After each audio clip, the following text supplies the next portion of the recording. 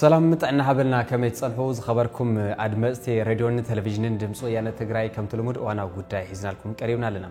نايلو ما أنتي قاشنا دما مختل البريزيدنت كذا ومحدار تجري أيت أماني لسفايو بس أيت أماني لسفار ما أبستفر لزعباتها مسارة غيرنا سفح زبالة عالم هتنا كايد اللو مينامو صانحتكم مسانا يخون أيت أمانيل جزء خاصويها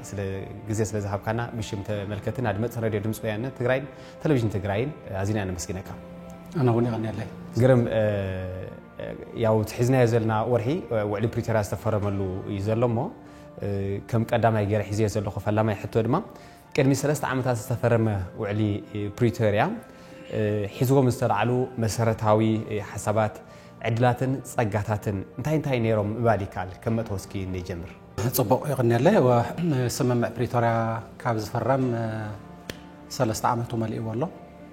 تكمتي 23 كلتاشن 15 عام تمرات تفرمو كلتاشن 18 تكمتي نودع لنا 3 عامات كوين والله سلازي سمم بريتوريا باندو مقراص تصاوتاتي سمم مقراص تصاوتات وي تخسي دو ناي مبال سمم معناتيو انت هنا ابتوان مزنبره ጭቡጥ ኩነታት አሳሲሩ لعلي تخسي دو مبال زخونو مسارتاو ጉዳያት ወንዝ ሐዘይ ቴክኒካሊ ጻዋውኡ ceasefire agreement رح زي كونس definitive ceasefire agreement يبلو خمس ولا أبو زحات عدتات ون زتلمد أي بزح سبب حدشيو خمس ترئيسي في الإنجلت هذا بزح سبب أخذ سمع جن definitive ceasefire agreement وي كمز نحنا سفرمنا يو تصاوتات بزلاقنا تدونا يمبال سمع معنات بزخنا من قدي حيل ميزان انتزاع مونغو تصاوات يا مونغو أو كناز صنع أكلات حيلتات زال حيل ميزان نقص الحل انتبل انترلو زقاتم تحد حيلي بالعلة خالي حيلي قصعنهم زاد اللي ونقرات انتم مصون ترلو كتصحن زخلو نقرات زوسخ ايو بقندو نقرو بعلام وجن سمم بريتوريا تصاوتات ويتخصدونا من بال سمم ايو توم كابزي تجراي وكيلهم منجس تجراي وكيلهم بتوانتي نا بريتوريا زخدو سباتون بقلصي بتوانتي استوهاوم تلخو سممع خفصمو زخلو تخصدونا يمبال سممع كغبرو سلازي كم نبور بتنبور من قد خعاد حري تخصدونا يمبال سممع نا بوليتيكاو لزب كتا ناب سممع تقلالا ناب سممع زقت خنتات كفتر زخل مچو خنتات فطيرهم كمصو ينيرو ግን خنتات كمتي كلنا نفلطو استفلالو نغرات استدراربلو ينيرو سلازي تنحنا زفرمنايو ويتي بتግራይ ወገን በመንግስት ትግራይ استفرم سمم بريتوريا تفرم سلازي ابت اوانتي اتسممعتي انتاي توشطاو حسابو انتاي عدلات فطيرو زبل ناي بزو حساب حطايو حزونا الالكاي زلخ حطايو كم تزولقات مسارتاو حسابو تخصدو بيلو اب تግራይ ዝተፈጠረ ጆኖሳይዳው ኩናት ነይሩ سلازي منقلي اتجونسايداو كينات انتاي كم زخونه ببوليتيكاو لزب اللبات كغبرالو اب تግራይ جونسايد تفصيمو يو سلازي العلنات حقن مخبار زخل ططح باي تخفطر بعلو كل ነገር زوده سمم አይኮነን ግን استملخته ነገር አሎ ናይ ትራንዚሽናል ጀስቲስ አሎ ትራንዚሽናል ጀስቲስ رح ዘይኮን ነገር ዓለም ለኻው ገበናት እንትፈጸሙ እንተለው ሓደ ህዝቢ ሓደ ዓዲ عالم لخاو حقتاتون سلازلو سلازي نتوم ابلع تግራይ بلع حزب تግራይ استفصمو جنسايداوي غبنات بملኦም ون لعلنات حقي تحتاتነት كرغاغ زخل منقد خفت اب تግራይ بزح سب كاب مرباتو تفناقيلون تسديتون يو اب ملع تግራይ نيروت اب توانتي كاب دبوب كاب معراب كاب صلمتي بوغن سمين ناي تግራይ كابتات كا إرترا سراويت إرترا تقصاصيروم كاب زنور كابتات ببزحي ناب صبيب كنتات ناب صبيب كبابي ناتاكبنا تفناقله ينيروت سب لذي بمسرته تسممع منግስት ኢትዮጵያ ነቶም ዝወረሩ ኃይልታት ካብ ትግራይ ከውጾምሞ ህዝብ ትግራይ ልኡላውነቱ ተሐሊሉ ሰብአውን ዲሞክራሲያውን መሰላቱ ተሐሊሉ ናመረባቱ ክምለስ ተዋንቲ ዝበጽሐ ዋላ ሕዝውን ዘሎ ከቢድ ዝኾነ ሰብአዊ ጸገማት ነይሩ ጥሜት ሕማም ንኽልተ ዓመት ከባቢ በሲጅ በከባድ ዕጽዋን ዝሰቀ ዝነበረ ህዝብ እዩ ኣብ ልዕሊ ኩናት ተወሲኽዎ ነይሩ ፍቲ መወዳእታታት ከባቢ ከዓ ስለዚ ነዚ ዝኸውን እውን ሰብኣዊ ሓገዝ ከይተገደበ ክሓልፍ ሰብኣዊ መሰላት ዘጻሪው ኣካላት ንዓለም ለኻዊ ትካላት ናብ ትግራይ ከኣትው ሰብኣዊ ሓገዛት ዝህቡ ኣካላት ናብ ትግራይ ከኣትው ለዚ ምግቢ ሕክምና ዝመሳሰሉ ኩሉ ነገር ናብ ህዝቢ ትግራይ ክቐርብ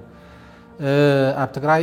ከቢድ ዝኾነ ኢንቴንሽናል ኮነ ተባሂሉ ከቢድ ዝኾነ ማሕበረ ቁጠባዊ ዕንወት ይበፅሑ ስለዚ ሕውየትን ዳግም ህንፀትን ክረጋገጽ ዘግብር ስለዚ ኣብ መወዳእታ ከዓ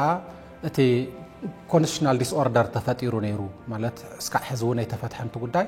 ኣብ ትግራይ ከም ሓደ ክልል ናይ ኢትዮጵያ ኮይኑ ዘይኮነስ ትግራይ ከም ሓደ ጎረቤት ዓዲ ተቆፂሩ ንጎረቤት ዓድታት ይኹን ጎረቤት ዘይኮኑ ዓድታት ተዓዲሞም ሙሉእ ዓቕሞም መዕሪፎም ህዝቢ ትግራይ ከጥፍኡ ዝወፈርሉ ኩነታት ተፈጢሩ ነይሩ ስለዚ ሕገ መንግስታዊ ምትእስሳር ትግራይን ኢትዮጵያን ተበታቲኹ እዩ ማብቲ ዋንቲ ኣብቲ ድሮ ኩናት ጀሚሩ እስካዕቲ ስምምዕ ፕሪቶሪያ ኢቨን ክሳዕ ሕዚ ትግራይ ኣብ ኢትዮጵያ ውክልና የብላን ሕገ መንግስታዊ ምትእስሳር የብላን እታ ቀጣን ገመድ ዝተፈረመት ስምምዕ ፕሪቶሪያ እያ ስምምዕ ፕሪቶሪያ ከዓ ናብ ሕገ መንግስታዊ መስርሕ ክትመልስ እዩ እቲ ተስፋ ዝተገበረሉ ስለዚ ከምኡ ዝበለ ናይ ሕገ መንግስታዊ ምትእስሳር ስለዚ ትግራይ ብጊዜያዊ ምምሕዳር ፀኒሓ ዝተመረፀ ሕጋዊ ዝኾነ መንግስቲ ብህዝቢ ዝውከል መንግስቲ ክህልዋ ስለዚ ክልላዊ ቁመናኣ ልኡላውነታ ክልላዊ መሰላታ ዓርሰ ምምሕዳራ ኩሎም ጉዳያት ብመሰረት ስምምዕ ፕሪቶሪያ ስርዓት ክሕዙ እዮም እቶም መሰረታዊ ሓሳባት ስለዚ እቶም ኣብቲ እዋን እቲ ዝተረኸቡ ፀጋታት ክበሃሉ ዝኽእሉ መሰረታዊ ፀጋ ዝበሃል ፖለቲካዊ ኣፈላላያት ብሓይሊ ብኩናት ብጆኖሳይዳዊ ኩናት ዘይኮነስ ብልዝብ ብሕግን ብፖለቲካዊ ልዝብን ክፍትሑ ስለዚ ደማዊ ዝኾነ ኩናት ኣብ ልዕሊ ህዝቢ ትግራይ ዝተኣወጀ ጆኖሳይዳዊ ኩናት ከዓ ደው ክብል ካብ ዝተበጊስካ ናብቶም ዓንተወይ ዝበልኩኻ ጉዳያት ከኣቱ እዚ ብጣዕሚ ዓብይ መሰረታዊ ዕድል ተገይሩ ተስፋ ዝተገበረሉ ተፅቢት ዝተገበረሉ እዩ ነይሩ ማለት እዩ ከምኡ ኸይዱ ዶ ኣይከደን ብዝርዝር ክንሪኦ ንኽእል ጉዳይ ኮይኑ ግን ትስምምዕ ፕሪቶሪያ ግን ብቐንዱ ተኽሲ ዶ ኣቢሉ ናብ ፖለቲካውን ሕጋውን ፍታሕ ዘእቲ ናብ ሰላማዊ መንገዲ ዘእቲ ፕላትፎርም ባዕሉ ዝቃል ብዙሓት ሰባት ኣብዚ ኣነ ዝሪኦ ሌጋሊ እውን ስምምዕ ፕሪቶሪያስ ከም ናይ ሰላም ስምምዕ ገይሮም ይወስድዎ ብዙሕ ነገር ወዲኡ ስለዚ ተቕሊሉ ንሱ እቲ ጉዳያት ዝውድኦ ገይሮም እዮም ዝወስድዎ ስምምዕ ፕሪቶሪያ ፕላትፎርም እዩ ከምዚ መቓን ፍሬም እዩ ቅድሚ ኩናት ዝነበሩ ኣብ እዋን ኩናት ዝተፈፀሙ ድሕሪ ኩናት ዝህልው ጉዳያት ኣብ ሞንጎ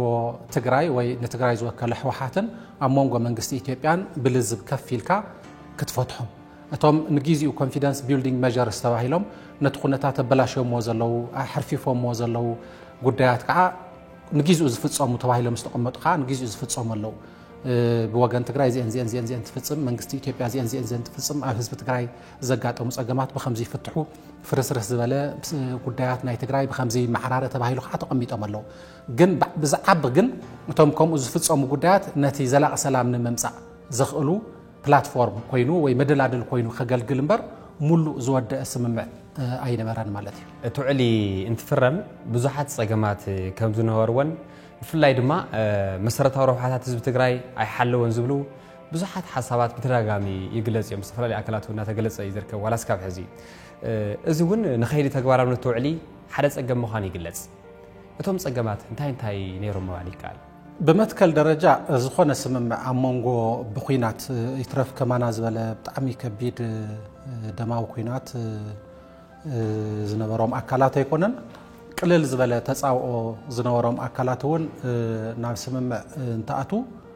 ملو بملو نخلهم أكلات زحقوس سمم النات كفر ما يخلن نعم هنا خمس خلخو زلوا سجمات كما زويه سلازي بمتكل درجة أنت عايز بحال حدا سمم تقصدوا نايم بال سمع يكون زخنا أمانجو تسمع مع تأكل زجبر سمع تورقة وسيد كاسو إلكا بورقته ملؤ بملؤ صبغي ملؤ بملؤ حماقيو مبال أيك علني تي بليتراتشر ونزلوا سلازي حدا سمع جيزاوي مالت أفتان وانزلات أجم فتحها مدلاد الكوينهم كسع زجلجلو اتوانا سرح نقدميتي زلوا أبعلو مفتهم سمم عنا تاز عرفه يكون ننزل دارجع علم زرداد قالوا أتحساس بالو ስለዚህ ስምምዕ ፕሪቶሪያ ንርእሱ ብዙሓት ጽቡቓት ነገራት ኣለዎ ብዙሓት ዘየድልዩ ክነብሩ ዘይነበሮም ጉዳያት ብሽርሒ ዝኣተው ሓቂ ንምዝራብ ሓደ ሓዲኦም ብሽርሒ እውን ዝኣተው ጉዳያት ኣለዎ ክመፁ እየ እቲ ጽቡቕ ነገሩ እንታይ ይመስለካ እቲ ጽቡቕ ነገሩ ዝበልኳት አንተዋይ በቃ ተኽሲ ደማዊ ዝኾነ ኩናት ደው ኣቢሉ ደማዊ ዝኾነ ተኽሲ ደው ኣቢሉ ጉዳያት ብሰላማዊ መንገዲ ንምፍታሕ ኮፍ ኢልካ ተረዳዲእኻ ብሰላማዊ ፖለቲካዊ ሕጋዊ መንገዲ ንምፍታሕ ዘኽእል ዕድል ምፍጣር ኣብታ እዋንቲ ብፍላይ ተኽሲ ክበሃል ከሎ ከዓ ኣብ መንጎ ተዋጋእቲ ኣብ መንጎ ተጻባእቲ ሓይልታት ዝግበር ጥራሕ ዘይኮነ ዝነበረስ በቲ ሓደ ገጽ ትግራይ 360 ከቢብካ ኣብ ዝዓረፈ ዕረፍ ኢንቴንሽናል እውን ኣብ ህዝቢ ኣብ ናይ ህዝቢ ማሕበራዊ ኢኮኖሚያዊ ትካላት ኣብ ናይ ሃይማኖት ትካላት ኣብ በቃ ኣብ ኩሉ ኣብ ዝዓረፈ ዕረፍ ህዝቢ ትግራይ ንምጽናት ኮነ ተባሂሉ ሲቪል እንተረከቡን ዝኹላን ዘርአናዮ ጉዳያት ማለት እዩ ደቂ ኣንስትዮ ዝተፈጸመ መጥቃዕቲ ዝተፈጸመ ዓመጽ ኩሉ ዓይነት ህፃናት ኣዴታት ቦታት ዝተፈጸመ እንስሳ ይተርፍ ናይ ሕርሻ መሳርሕታት ይተርፍ ትግራይ ባዳ ንምግባር ትግራይ ዴሞግራፊካሊ ኤንድ ጂኦግራፊካሊ ትርጉም ኣልባ ዘየላ ንምግባር ንምንብርካኽ ዝነበረ ስለ ዝኾነ እቲ ከምኡ ዝበለ ኢንቴንሽን ዝነበረው ኩናት ከምኡ ዝበለ ዕላማ ዝነበረው ኩናት ደው ምባሉ ተዓብይ ፀጋ እዩ ብድሕሪኡ ናብ ሰላም ክትኣቲ ዘኽእለካ እዚ ዶ ትወስድ ኣብቲ ስምምዕነት ግን ዘየድልዩ ነገራት ግን ኣለዉ እቲ ስምምዕ ማለት ቅድሚ ዝካየድ ዝነበረ ኩናት ህዝቢ ትግራይ ዓርሱ ናይ ምክልኻል ኩናት እዩ ዘካየድ ነይሩ ናይ መኸተ ኩናት እዩ እዚ ማለት ኣብ ልዕሊኡ ዝተኣወጀ ጀኖሳይድ ነይሩ ስለዚ ኣብ ልዕሊኡ ዝተኣወጀ ጀኖሳይድ ብሰላማውን ሕጋውን መንገዲ ደው ክብል ስለ ዘይከኣለ መስዋዕቲ ከፊሉ ርእሱ ንምክልኻል ዘካይዶ ዝነበረ ኩናት እዩ ትግራይ ተወሪራ እምበር ዝወረሮት ሓይሊ የለን ትግራይ ጠፊኣ እምበር ዘጥፍኦቶ ነገር ኣይነበረን ስለዚ እቲ ስምምዕ ተኽሲ ደው ምሰበለ ክኸውን ዝነበሮ ብወገን ትግራይን ብወገን መንግስቲ ኢትዮጵያን ሳልሳይ ኣካል ዘለዎ ሕብረት ኣፍሪካ ኩን ካልእ ዘለዎ ነቶም ጉዳያት ሚዛን ሒዝካ ንምፍታሕ ዘኽእል መንገዲ ኣብ ክንዲ ምቕዳድ እንታይ ተፈጢሩ ብወገን ትግራይ መንግስቲ ክተፍርስ ትግራይ ዝተመረፀ መንግስቲ ክተፍርስ ሰራዊት ኢትዮጵያ ኣብ ተፈላለዩ ከባቢታት ክሰፍር ዝፈቅድ ኣብ ትግራይ ማለት እዩ ናይ ትግራይ ዝተወረረ ከባቢታት ስያመ ክረክብ ማለት ትግራይ ተወሪራ ሕገ መንግስታዊ ግዝኣት ኣለዋ ትግራይ ኣብ ኢትዮጵያ ዘለዋ ክልላት ኩለን ብመሰረት ሕገ መንግስቲ ኢትዮጵያ ተፈጢረን ስለዚ እዚ ሕገ መንግስታዊ ክልልነተን ክቕየር እንተኮይኑ ክልወጥ እንተኮይኑ ብተራ ዝኾነ ስምምዕ ዘይኮነስ እቲ ሕገ መንግስቲ መሰረት ጌርካ ዝግበር ነገር ይኽእል ዝኽእል ካብ ወፃእ ኣብቲ ሕገ መንግስቲ ዝተቐመጠ መሰረታዊ መትከላት ናይቲ ሕገ መንግስቲ ሒዛ ትግራይ ተፈጢራ ኦሮሚያ ዝኣክል ክንዲ ገለ 40 ገለ ሚልዮን ኣለዎ ዝበሃል ዓብይ ዓዲ ሓደ ክልል ገይሩ ተፈጢሩ ዘሎ ነቲ ቋንቋ መንነት ባህሊ መሰረት ገይሩ ዝተፈጠረ ክልል ስለ ዝኾነ እዩ ካልእ ትርጉም የብሉን ኣምሓራ ክንዲ ዝኣክል ክልል ተፈጢሩ ዘሎ ሕገ መንግስቲ ይፈጢርዎ ትግራይ እውን ነዚ መሰረታዊ መርኣይታት መትከላት መሰረት ገይራ ተፈጢራ ስለዚ ትግራይ ተወሪራ ክተብቅዕ ናይ ትግራይ ግዝኣታት ኮንቴስትድ ኤሪያ ንተጻብኦ ክፍቲ ዝገብር መንገዲ ጌርካ ፈሪምካ ምምፃእ ነይርዎ ብፍላይ መንግስቲ ትግራይ ንምፍራስ ኣብ ዝተገበረ ጻዕር ከዓ ብተደጋጋሚ መንግስቲ ኢትዮጵያ እውን ከም ዝገለጾ ኣብ ትግራይ ዘሎ መንግስቲ ፈሪሱ ብግዜያዊ ምምሕዳር ንኽትካእ ጻዕሪ ዝተገበረ ብወገን ካብ ትግራይ ዝኸዱ ሰባት ምንባሩ መንግስቲ ኢትዮጵያ እውን ብተደጋጋሚ ገሊጽዎ እዩ ባዕሎም ቶም ሰባት እውን ኣብ ጽሓፍዎ ጀነራል ጻድቃን ጽሓፎ ጽሑፍ ብእንግሊዝኛ ኣብቲ እዋን ነቲ ጥሪ 2015 ከባቢ ጽሓፎ ጽሑፍ ሓደ ኣርቲክል ነይሩ እንተሪኢኻ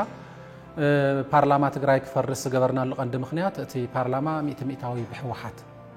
ተባሒቱ ስለ ዝነበረ እዩ በቃ ግልጽ ማለት እቲ ዝነበረ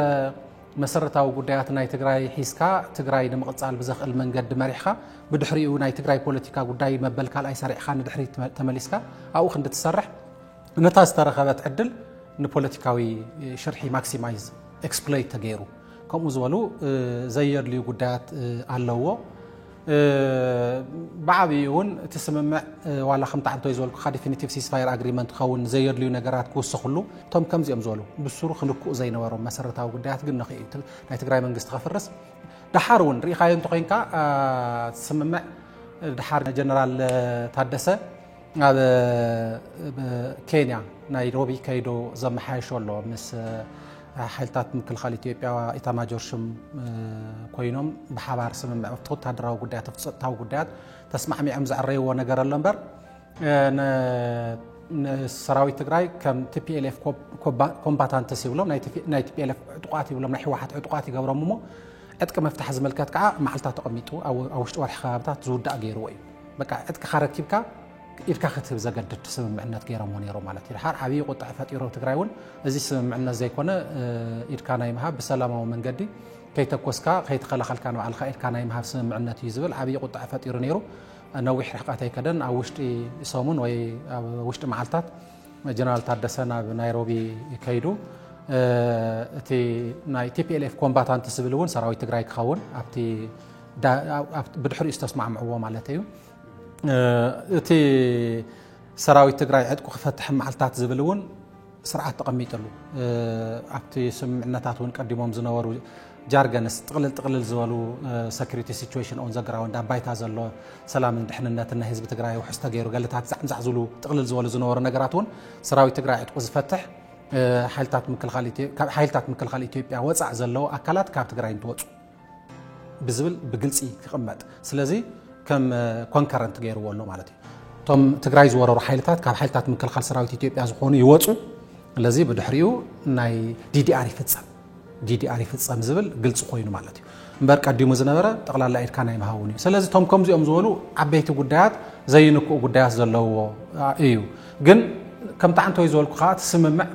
نزيهم سلازق متاس زياتهم بتقولهم كم زلوا يشرفوا مالته يكون نعم كونتستر إيراز ولسد أنا هلا نمتى أيجنكم يكبر نيرتل نمتى يسو مالت كاوزي خاب منجز تجري توكيلهم نخرج نحن أخوانهم نمتى أي شرح يكبر ولا كذي كنا كلنا نقرأ توصيتي أنا زي مثلاً بتحدث عبي غير كون توصل زي مثلاً أبتجري زنا رحيل ميزاني أبتوانتيك أو كيناتي نايرنا تخينات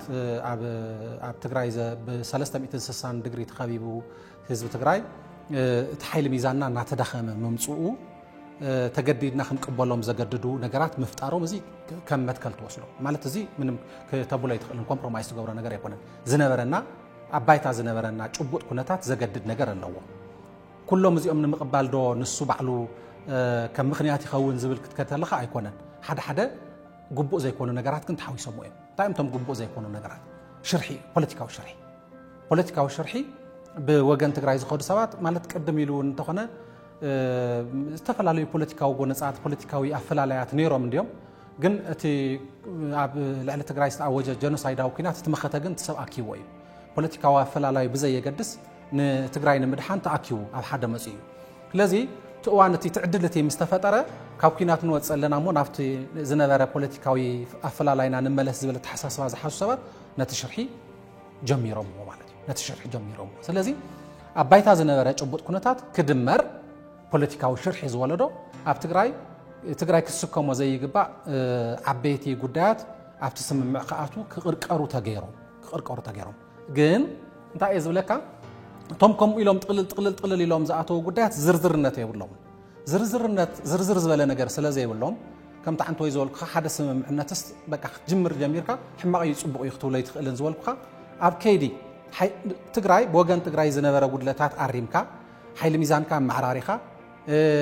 تسمم معنات ناي تجراي بهرا وربحاتات بزرقاقص من قدي كتمرحو ندحرك إلكا خوينكا وتمو تقركيروم زلو قدات بإنتربريتيشن ترجمنا بزي بلوم يمزوردو نعمنت قلت خنا قركا كونتستر إيراز بلالو سمع بريتوريا هو مكراخري وي مسحاو بوتا زبلالو أفتي سمم مسحاو بوتا كل زفولتو إثيوبيا مولو زفولتو عالم زفولتو قدمت خوينا زنبرة جيجوي زوا معراب تجراي مالت يكونن صلمته يكونن رايا دوب رايا يكونن من زي تحاسيبو زي يفلط ነገር እዩ ማለት ስለዚህ ኣብ ግጫው ዝነበራት مسحاب بوغن መንግስት ተምሓራ ኣብቲ ዋን ፕሬዚደንት ዝነበሩ ገዱ አንዳርጋቸው بوغن ትግራይ ከዓ ፕሬዚደንት ዝነበሩ አቶ አባይ ወልዱ ኣብ ግጫው ባዕላ ኣኸይዶም ንምፍታሕ ዝተገበሩ ጻዕርታት ነይሮም ማለት እዩ ህዝቢ ናብ ንውር ግዙዕን መመላስ ተገበረ ካብዚ ኣኽተሓልፈ ይትኽእል أتكلم عن مفتاح قداي بات نيروبي زجبرنايو من قد ملك عز حزيم كالوت قداياتون كالوت أو أفتي سمم عنا زلوا قداياتون ملك عز حزيم نعمت منجستي أفريقيا ناب جيزاو من محدار نايم السجار قداي أوكي تجيزي حسيركا جيزاو من محدار أنت تعيش تلون وانس عن حيتو تواتس وزسكم وطلقوا قلتات قلت غيركا ዓለም ብዝፈልጦ መንገዲ ከፊልካ ከምቲ ንሳቶም ዝገበርዎ ብደንቢ ኣብ ፓርላማ ወይ ተወከልቲ ታይም ዝበሃሉ ሚኒስትር ቤት ምክሪ ሚኒስትራት ኢትዮጵያ ኣው ከፊልካ ብደንቢ ሙፃእ ዘይኮነስ ከምታ ኣብ ስምምዕ ፕሪቶሪያ ዝተቀመጠታ ጎን ትከፊልካ ሕብረት ኣፍሪካ ብዘለዎ ተስማዕሚዕካ ግዚያዊ ምምሕዳር ጣይሽካ ግዚኡ ወሲንካ ተልእኹ ወሲንካ ዘለው ነገራት ኮምፖዚሽን ወይ ተዋፅኦ ናይቲ ግዚያዊ ምምሕዳር ወሲንካ ንሓፂር ግዜ ከሰጋግር እንተጌርካ ይኮንካውን ካብ ብኹናት ጆኖሳይድ ዝፍጸመሉ ህዝቢ ትግራይ ግዚያዊ ምምሕዳር ኣጣይሽካ ናብ ዝተመረፀ መንግስቲ ኸድካ ቶለሬት ማለት ከምዚ ቶለሬት ክትገብሮ ትኽእል ክትስከሞ ትኽእል ነገር ይኸውን እዩ ፀገመ ይህልዎን ግን እቲ ዋና ፀገም ትሽርሒ ስምምዕ ፕሪቶሪያ ንምፍራም ዝተቐርቀሩ ሽርሕታት ኣብቲ ወረቐት ደው ዘይምባሎም ድሓር ዝምቕፃሎም እዩ እቲ ፀገም ኮይኑ እቲ ፀገም ናብኡ ዝቐፀለ ኩነታት ምፍጣሩ ነቲ ሕማቕ ነገር ወሊድዎ ማለት እዩ ስለዚ እቲ ሓደጋ ኣብቲ ስምምዕ ፕሪቶሪያ ዝተቐመጡ ሕማቕ ነገራት መንግስቲ ኢትዮጵያ ዕድል እንትረክብ ንሕና ከዓ ሓይሊ ሚዛንና እንትዛባዕ ወይ እንትዳኸም ማኒፕሌት ንምግባር ንዓቶም ተበሊፅካ በይናዊ ሕጊ ጌርካ ፕላን ንምውፃእ ገለታት ዝግበሩ ፃዕርታት ከም መደላድል የገልግሉሉ ከም መደላድል ኮይኖም ከገልግሉ ዕድል ይፍጠረሉ ትክክል ስለ ዝኾነ ይኮነን ዝኾነ ኣብኡ ዝተፈጠሩ ነገራት እውን ንዓቶም እውን ብዝተዛብዐ መንገዲ ብምትርጓም ስምምዕ ፕሪቶሪያስ ብካሊእ መንገዲ ብምትርጓም ማኒፕሌት ንምግባር ዕድል ይፍጠረሎ ብድሕሪኡ ዝቐፀሉ ጉዳያት ከዓ ስለ ዘሎ ካብታ ስምምዕነት ፕሪቶሪያ ዝፈረመ ኣካል ብድሕሪኡ ዝቐፀሉ ነገራት ከዓ ስለ ዘለው እንትናበብ ተሎ ኣብ ትግራይ ጉዳት ዘምፅሉ ኩነታት እናተፈጠረ ከም ዝመፀ ምግንዛብ ይከኣል ማለት እዩ ግርም እዚ ከምዚ ኢሉ እናሃለወ ኣብ ውሽጢ ትግራይ ዝተፈጠሩ ፀገማት ብፍላይ ኣብ ፖለቲካዊ መራሕቲ ትግራይ ዝተረኣዩ ቅልውላው እቲ ውዕሊ ብዝግባእ ከይፍፀም ዓቕሚ ምድርዳር ተጋሩ ከይዓቢ ማሕለኻ ኮይኑ እዩ ዝብልዎ ኣለዉ በዚ ወገን ናትካ ውልቃዊ ርእቶ እንታይ ይመስል ተራእያ ትክክለኛ እዩ ልክዕ እዩ ኣብ ትግራይ ዝተፈጠረ ፀገም ኣብ ስምምዕ ፕሪቶሪያ ናብ ስምምዕ ፕሪቶሪያ ዘእተየ ዓቕምና ሓይሊ ሚዛን ሓሊና ዝጎደለና ነገራት መሊእና እቲ ስምምዕ ብሄራዊ ረብሓታት ትግራይ ብዘረጋግፅ መንገዲ ከየፈፅም ዘግብር ኩነታት ፈጢሩ እዩ ከምታ እንተይ ዝበልኩካ ስምምዕ ሓደ ስምምዕ ምስ ተፈፀመ ሕማቕ ይኹን ፅቡቅ ክበሃለ ይኽእልን ድሓር ዘሎ ኩነታት እዩ ዝውስኖ ዝበልኩካ ንሱ እዩ ናብ ስምምዕ ፕሪቶሪያ ዝኣተና ብልመና ኣይኮነን ናብ ስምምዕ ፕሪቶሪያ ዝኣተና ብሓልዮት መንግስቲ ኢትዮጵያ ይነበረን ብወገን ትግራይ እውን ትስምምዕ የድልየና ነይሩ ብወገን መንግስቲ ኢትዮጵያ እውን ትስምምዕ የድሊ ነይሩ ስለዚ ብጣዕሚ ክሪቲካል ታይም ነይሩ ክልቴና ትስምምዕ ፕሪቶሪያ ፈሪምና እዩ ኦኬ ዝተፈረመ ስምምዕ ፕሪቶሪያ ተፈሪሙን ግዚኡ ተኽስደው የብለሎ እምበር ሓደ ዘላቕ ዝኾነ መንገዲ ነቲ ተኽስደው ከብሎ እንተኮይኑ ቀፂሉ ከዓ ኣብ ትግራይ ውሑስ ሰላም ዘላቕ ሰላም ልዕልነት ሕጊ ዘረጋግፅ ሕውየትን ዳግም ህንፀትን ዘረጋግፅ ዝተመዛበለ ዝተሰደተ ህዝብና ናብ መረበቱ ዝመልስ ልኡላውነት ህዝቢ ትግራይ ዘረጋግፅ ኮይኑ ክፍፀም እንድሕር ኮይኑ ኣብ ትግራይ ሓይሊ ሚዛን ክሓሊኻ ፖለቲካዊ ሓድነት ክሓሊኻ ብሄራዊ ሓድነት ክሓሊኻ ዓበይቲ ጉዳያት ከምዚኦም ዝበሉ ዓበይቲ ጉዳያት ትኩረት ሂብካ ንቅድሚት ምኻድ የድልዮ ነይሩ እሳ እንድሕር ጎዲላ ኮይና ብወገን መንግስቲ ኢትዮጵያ ህዝቢ ትግራይ ናይ ምጥፋእ ዕላማ እኮ ቀየረ ይኽእል ኣይተቐየረን ቅድሚ ኩናት ነይሩ ኣብቲ እዋን ኩናት ተፈጢሩ ብኩናት ኣረጋጊፅዎ ድሕሪ ኩናት ከዓ እዙይ ንሪኦ ኣለና ድሓር እውን ክመፀ ይኽእል እየ ስምምዕ ፕሪቶሪያ ምስ ተፈረመ እውን ኩለን ኣብቲ እዋን ኩናት ዝፍፀማ ዝነበራ ዋላ ብተኽሰ ይኹና ኩለን ተን ሽርሕታት ተን ዕላማታት ተን ራእያታት ሕዝውን ኣለዋ ማለት እዩ ነዚ ባላንስ ዝገብር ኣብ ትግራይ ዝፍጠር ሓይሊ ሚዛን እዩ ኣብ ትግራይ ዝፍጠር መሪሕነት እዩ ኣብ ትግራይ ዝፍጠር ብሄራዊ ፖለቲካዊ ሓድነት እዩ ለዚ ኣብኡ ዝተረኣየ ምጉዳል ነቲ ኣብቲ ስምምዕ ፕሪቶሪያ ዝተቐርቀረ ብሽርሕን ብካሊእ መንገድን ብዓቕምና ንዝተቐርቀሩ መሰረታዊ ፀገማት ማኒፕሌት ንምግባር ንምብላዕ ዘኽእል ዕድል ፈጢሩ እዚ ብጣዕሚ ትክክለኛ ራእያ እዩ ማለት እዩ ትክክለኛ ኣተሓሳስባ እዩ ኣብ ልዕሊ ህዝቢ ትግራይ ዝተኣወጀ ወራር ፅንተ ተስዒቡ ኣብዚ ሕዚ ሰዓት ብኣማኢት ኣሽሓ ዝቁፀሩ ተመዛበልቲ ናብ መረበቶም ኣይተመለሱን ኢሉ እውን ስደተኛት እውን ኣብ ተጋሩ ኣብ ሱዳን እውን ኣለውና ዓቕሚ ዘየብሎም እውን ኣብ ትሕቲ ፀላእቲ እስካብ ሕዚ ኣለዉ ኣብ ምዕራብ ኣሎ ዋላቶም ተመሊሶም ዝበሃሉ ሕዚ እውን ናብ ፀለምቲ ይኹን ናብ ራያ ይኹን ናብ ካሊእ ከባብታት ሓፂር ተመለሱ ተባሃሉ እንኮ ብስውሕስ መንገዲ ይኹን ተመሊሶም ዘሎ እስካብ ሕዚ መዓልታዊ ስቃይ መከራን እዩ ዘሎ ስለዚ እዞም ተመዛበልቲ ናብ መረበቶም ከይምለሱ ስደተኛት እውን ከይምለሱ ግዛእታዊ መሬት ትግራይ እውን መሊኡ ንኸይረጋገፅ ሓሊኹ ሒዝዎ ዘሎ ኣካል መን ምባል ይከኣል ብፍላይ ብወገን ትግራይ ንውሰድ ሞ ምቁራፅ ተኽሲ ወሲድና ኣብነት ተወሲድና ከበርቲ ኣፅዋራት ክርከቡ ተገይሮም እዮም ካብዚ ብዘለለውን ትናይ ከይዲ ዲዲአር እውን ሰራዊትና እውን ናብ ዲዲአር ካኣቱ እናተገበረ እዩ ወላዳ ሕዚ ኣብቲ ከይዲ ቋረፅ እምበር እናተገበረ ከይዲ እዩ ብወገን ትግራይ ዝተሰጎሙ ስጓመታት ኣለዉ ስለዚ መን ይሓልዩ ሒዝዎ ዘሎ ብጣዕሚ ፅቡቅ ሕቶ እዩ እዚ ማለት ኣብ ትግራይ እውን እቲ ቁልፊ ሕቶ እዚ እዩ እቲ ቁልፊ ጉዳይ ኣብ ትግራይ ሕዚ ብጣዕሚ ብዙሓት ጉዳያት ኣለዉ መሰረታዊ ጉዳያት ኣለዉ ኣብ ትግራይ ምስ ህልውና ድሕንነትን ምስ ብሄራዊ ረብሓታትን ዝተኣሳሰሩ ምስ ልኡላውነት ዝተኣሳሰሩ ብዙሓት ጉዳያት ኣለዉ ናይዞም ብዙሓት ጉዳያት ቁልፊ ቁፅሪ ሓደ ጉዳይ ተሪኢኻ ሓደ ኣብ ትሕቲ ወረርቲ ሓይልታት ዘሎ ህዝብና እዩ ኣብ ትሕቲ ወረርቲ ሓይልታት ዘሎ ልኡላዊ ግዝኣትና እዩ ብሰንኪ ወረርቲ ሓይልታት ፅንተት ተፈፂምዎ ካብ መረበቱ ዝተመዛበለን ዝተሰደተን ህዝብና እዩ እዚ ብጣዕሚ ቁልፊ ጉዳይ ናይ ኩሎም ነገራትስ እቲ ቁልፊ ጉዳይ ዝበሃል እዩ ስለዚ ኣብዚ ዘሎ ፀገም እንታይ እዩ ዝብል ኩሉ ግዜ እውን ኣጀንዳና ኮይኑ ክቅፅል ዘለዎ ፍትሓ እውን ክንገብረሉ ዘለና ነገር ይመስለኒ ኣብዚ ጉዳይ ዘሎ መሰረታዊ መሓንቕ ማለት ሓደን ክልተን ዘይብሉ መንግስቲ ኢትዮጵያ እዩ ማለት አንቶይ ናይ ውሽጥና ፀገማት የልዕለልካ ነይረ ግን ኣብ ውሽጢ ትግራይ ዝተፈጠሩ ፖለቲካዊ ፀገማት ኣፈላለያት ገለታት ንባዕሎም ድኹዒ እዮም እምበር ባዕሎም ዝኽኣሉ መሰረታዊ ክስታያት ትወስዶም መሰረታዊ ፀገም መንግስቲ ኢትዮጵያ ኣብ ስምምዕነት ፕሪቶሪያ ዝኣተወ ኮሚትመንት ዘለዎ ግቡእ ክፍፅም ብቁኑዕ መንገዲ ክጓዓዝ ዘይምድላ እዩ እዚኣ እታ ቁልፊ ነገር እዚ ካብ ምንታይ ይብገስ እዚ ካብ ምንታይ እዩ ዝብገስ እንተኢልካ መንግስቲ ኢትዮጵያ ህዝቢ ትግራይ ብዲሞግራፍን ብጂኦግራፍን ብስነ ህዝቢ ይኹን ብካርታ ህዝቢ ትግራይ ንምንብርካኽ ዘለዎ ሰይጣናዊ ዕላማ ክሳዕ ሕዚ ኣይለወጠን እዚ ክሕሰ ኣይኽእልን እዚ ክንሕስዮ ኣይንኽእልን መንግስቲ ኢትዮጵያ ኣብ ልዕሊ ህዝቢ ትግራይ ጆኖሳይድ ኣውጁ ዘራያት ዓዲሙ ኣብ ልዕሊ ህዝቢ ትግራይ ዝፈፀሞ ጆኖሳይድ بمسرة سممع بريتوريا لأن تحقق خبر حتى النت كرجاجز كحساق الرجاجز استورر مريتو خملس استمزابل استسدته هزبي كملس نعم مربتو زي مساسلو أبسممع بريتوريا تقميت أمزلو قديات بحريت سممع بريتوريا من قست إثيوبيا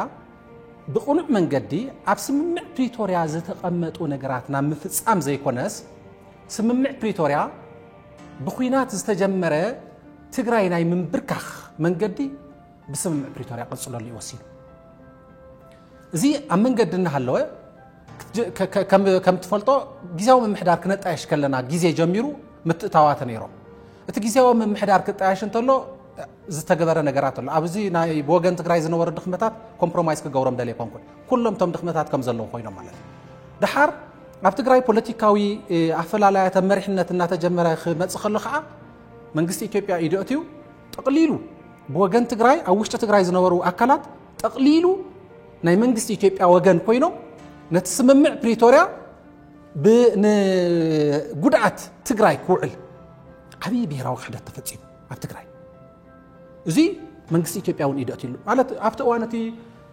كحداتي في السمر له بهراو حداتي في السمر له ربحتها تزبط تجراي تمحلالي فومي وهذا له تبليسنا زين رخوة قدعتي بس حنا له تجراي قالتها تباهيلو خجم كنزارب كلنا بزح حساب لبيلو نزيك كم بسؤال بوليتيكاوي بروباغندا غير وسيدو بزح لبيلو يقبلون نيرو تخونتات نام عبلنا خيدو أبزح زلنا الخونتات مسأس حق بوجن تجراي كوينهم ناي تجراي قدعت نمو قدع زجورو وزنبارو قارسي بمولو حزي بوجن من قصي كيف أخوينهم نتقدعي في الصمول نام معراب تجراي كمسألة كأيتاورنا نجر أساس لزلعنا نعم نتحزي معراب تجراي زملكات رأي معراب تجراي زملكات أبتو وانتي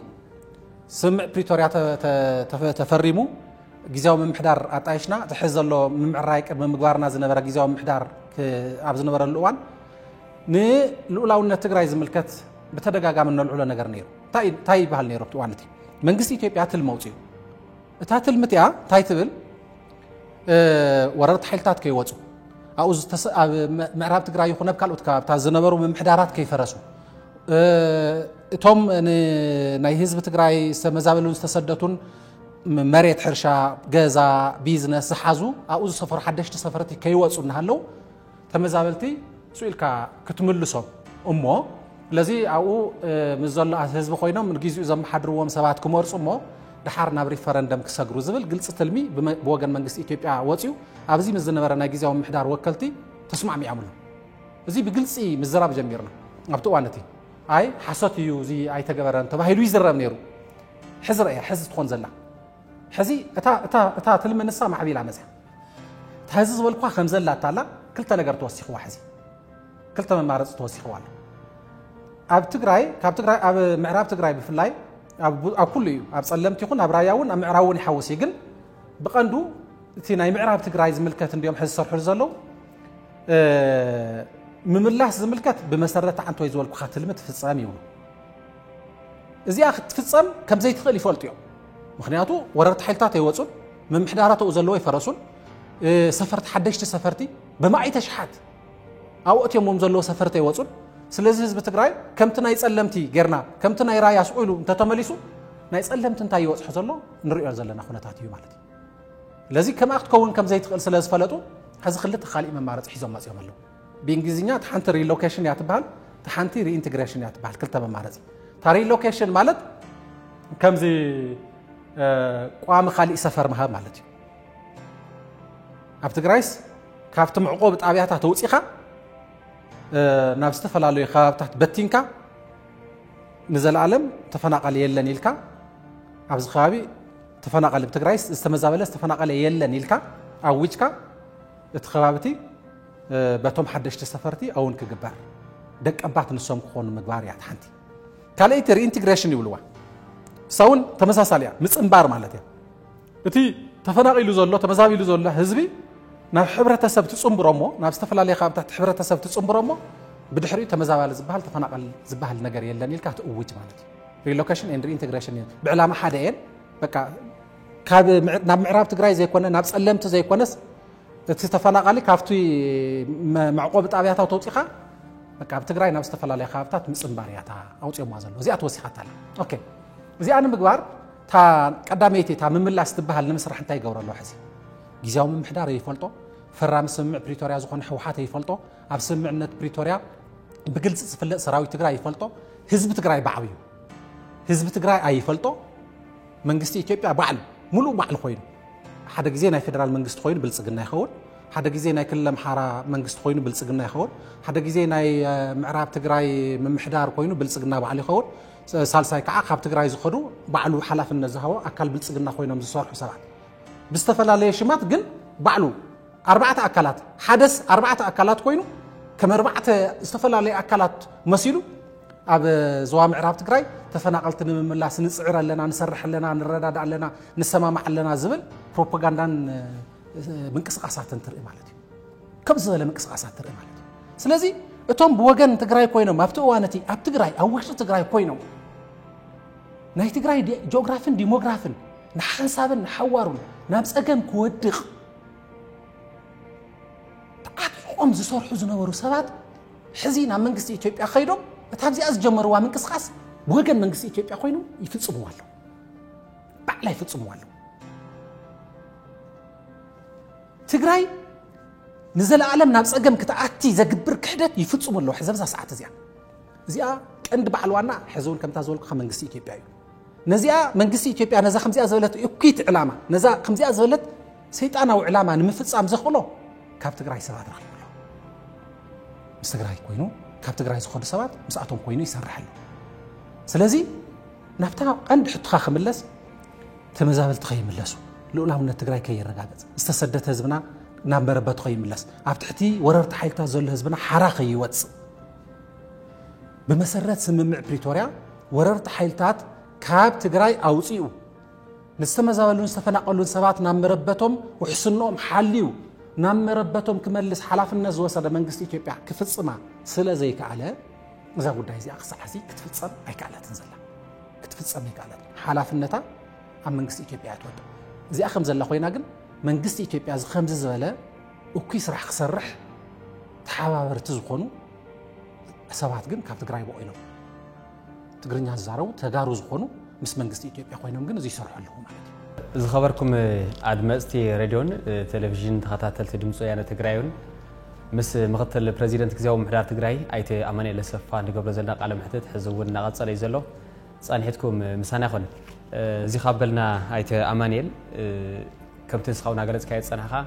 فلاي حزي كونتا تግራይ بزخف መልኩ እና ገረድ ዝخرل خطاتون يرألو تلاي ፖለቲካው قلولاو ካልو ነገራቱን ፍላይ ተተማዛበልተናውን በማዓልቱ ንሪኤላ ረኻይ ክንዲና ይዛአክል በዛው ይውልዑ ከም ዘለው ተጸላቱን ዘለው ተመሬትናውን የተመለሰን ኣብ ሱዳን ዘለው ከም ዘለው ማለት ስደተኛ ስለዚህ ቶም ተማዛበልቱን ክምለሱ ቶም ተሰደዱን ክምለሱ ተታሕቲ ጸላት ዘለውን ሓራኽወት ታና መሬትናውን ናብ ባዕልዋና ናብ ኑር ናፍቲ ናይ ቅድሚ 2013 ዓመተ ምህረት ዝነበረ ንክምለስ ታይ ዝሓስኩሙ ናይ መወዳእታ ክያዶ ትኸረለኹም ታይ ስራሕቲ ይሰርሐሉ ሕዚታ መንገዲ ንሕና ስምዕ ኣብ ውሽጢ ስምምዕ ፕሪቶርያ እንዲና ዘለና ማለት حق ንምዝራብኮ እቲ ከምዚ ዝበለ ጸገም ንምፍታሕ ክልተ መንገዲ ጥራሕ ኮይ ዘሎ ወይ በሰላማዊ መንገዲ ካትፈትሖ بحجاون سلامون من قد إخات فتحه تزايكوين خا حجاون سلامون من قد ملؤ بوم لتتعاطي خا بمسوات النت كأخا ترجعزو زي زلوا حكي كل تمام مارس إذا لو علم حدا عدن تتوريرو حدا هزبي تتفناقلون تتصديتو مكران توسحوس سلامون من قد زي سلامون من قد يزلوا كل تمام قد تعطي زلوا كصاب حزن هنا أبجي زياو من حدار يكون حوحات يكون سراوي تجراي هزب تجراي بتدقق جامي نوري أزلنا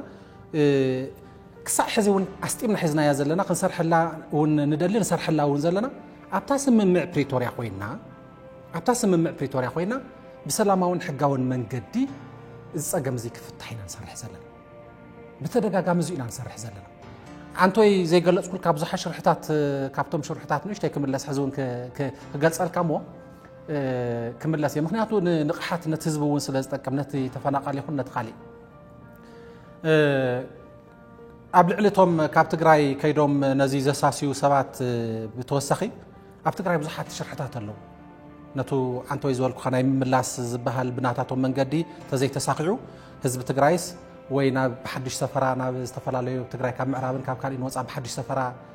نمبتان ويك أنا حزبي نمصبار أبز حزوان من قدتات كالي سلتهم فايدة زبها أبي إثيوبيا فايدة زبها المتوقعات هاي زبها زي ID كارد مللي ماننتي وهب له مزيت اساسيرو بزحات ناي جبرسنا يتكالات يكون بانكታት هبز شرح زي يوافر له قلص مخانو ስለዘድልዩ ናብነት ሓደ ተመዛባሊ ዝተፈላልዩ ሓገዛት ክረክብ ወይ ውን ካብ ቤተሰብ ይኹን ካብ ካሊ ኣብ ባንክ ዝተላኸሉ ገንዘብ ክወስድ ብዙኾነ ምስ ባንክ ዘራኽብ ስራሕ እንትልዎ እቶም ባንክታት እንታይ ይገብሩ መስለካ تفايل حتو هو بروفايل حتو مللي كارد مللي مننت هاي ولو كارد مللي مننت ناي تግራይ ዝወጽ እንትዎም ተሎ አይ እዚይ ይኸውን ይብሉ እንታይ ዳ ፋይዳ ዝባሃል ናሽናል አይዲ ካርድ ብሔራዊ መፍለይ መንነት ዝባሃል በኢትዮጵያ ፋይዳ ኢሎም ዘውጽዎ ንስሓይስካ ትመጽ ይብሉዎ ፋይዳ ከውጽ መስከደ እዚ ኣብ ላማጣ ይዝብልካ ዘለኹ ኣብ ኮረም ይዝብልካ ኣብ ራያቱን ቶሪሮም ዝነብሩ ከባብታትን ኣብ ካብ ምዕራብ ትግራይ ተፈናቂለው ዘሎን ኣብ ጸለምቲ ይኹን ኣብ ካልእ ከባብታት ይዝብልካ ዘሎ ፋይዳ ከውጽ ኢሉ ናብ ኢትዮጵያ ቴሌኮሙኒኬሽን ተኸይዱ ንኢትዮጵያ ቴሌኮሙኒኬሽን ከዓ ንኢትዮ ቴሌኮም ማለት ቤት ምክሪ ፌደሬሽን ዝሃቦ መምርሕ ኣሎ እዞም ተመዛበልቲ እዚኣቶም ፋይዳ ከውጽ መታወቂያ ከውጽ እንትመጹ እንተለው ሃገሮምን ወረዶምን ጥራሕ እምበር ዘውኦም ክልሎም ከይትምዝግቦም ኢሉ ሓር ሓደ ሃይለ ማርያም ገብረ ማርያም ዝባሃል ተመዛባል እንተሃልዩ ሃይለ ማርያም ገብረ ማርያም ይብልዎ ዜግነቱ ኢትዮጵያ ይብልዎ ዓዲ ትብል ወረዳ ይጽሕፍዎ ዛ ወረዳ እዚኣ ሰቲት ሑመራ እንተልካያ ብናታቶም መተሓሳሰባ ናይ ኣምሓራ ሰቲት ሑመራ ናይ ኣምሓራ ክልል ሰቲት ሑመራ ግን ኣምሓራ ከይብልዋ እውን ኣብ ትግራይ ስለ ዘሎ ይቅበላን ክብል እዩ ትግራይ ከይብልዋ ትግራይ ከይትኸውን ገይሮም ኣሎ ብኸምዚ ዝበለ መንገዲ ሰብ كم مربته خنق النزل على زقبر سرح يسرح مالت كم زبالة سرح يسرح توم ناي انجو سفل على سرحات يسرحوا لوكال يكونوا انترناشنالون كم زبالة شرحتات تستوافر له طعم توافر شرحتات صرحوا اكلات له لذي عب تقراي بوجن منقسي اثيوبيا تا انتو يزول خاب ديموغرافي يكون بجيوغرافي نمخور معي ترجم البات تقراي نمغبر جزءات تقراي حليف كان خالي نمهاب زقبر صعري بستوادد من قد يزخدو لذي نحنا نزومكم زيهم زول كلهم قدايات سرعتنا متحاز بمسرة سممع بريتوريا أبتا بريتوريا استقمتت أبتا سممع بريتوريا استقمتت قداي نخطفتصم مولو صعر نقبر لنا ምሉእ ጻዕሪ ንገብር ኣለና ተኾነ ግን ንሪኦ ዘለና ብወገን መንግስቲ ኢትዮጵያ ዘሎ ቅርብነት ንስምምዕ ፕሪቶሪያ ዘሎ ቅርብነት ግን ብጣዕሚ ዘደንጹ እዩ ህዝቢ ትግራይ ህዝቡ ምዃኑ ተሪፉ ትካላት ዝውክልዎ ከም ዘለውዎ ገዲፉ ስምምዕ ፕሪቶሪያ ዝፈረመ ኣካል ከም ዘሎ ገዲፉ ኣብ ትግራይ ባዕሉ ተስማዕሚዑ ብመሰረት ስምምዕ ፕሪቶሪያ ናይ ትግራይ ሰላም ክዕቅብ ሕውየትን ዳግመ ህንፀትን ከረጋግጽ ስምምዕ ፕሪቶሪያ ከፍጽም ዝተወረረ ግዝኣት ትግራይ ናብ መርበቱ ክመልስ ህዝቢ ትግራይ ዝተፈናቀለ ዝተሰደተን ህዝቢ ትግራይ ናብ መርበቱ ክመልስ ዝተመረፀ መንግስቲ ከጣይሽ ሓላፍነት ዝተዋሃቦ ጊዜያዊ ምምሕዳር እኳ ከይፈለጦ ትግራይ በዚ መንገዲ እዚ ክትጠፍእ ዓብዪ ሽርሒ ይስራሕ ኣሎ ንሕና ከዓ ማሕበረሰብ ዓለም ንመንግስቲ ኢትዮጵያ በተደጋጋሚ በመግለጽታት በደብዳቤታት እዚ መንገዲ ጥፍኣት እዩ እዚ ሰላምን ድሕንነትን ናይ ዝኸባቢ ናብ ሓደጋ ዘእቱ እዩ ንትግራይ ጥራሕ ዘይኮነ ንኢትዮጵያ ጥራሕ ዘይኮነ ነዚ ከባቢ እውን ናብ ሓደጋ ዘእቱ እዩ ስለዚ ብመሰረት ስምምዕ ፕሪቶሪያ ይኽፍታሕ ዘለዎ ህዝቢ ትግራይ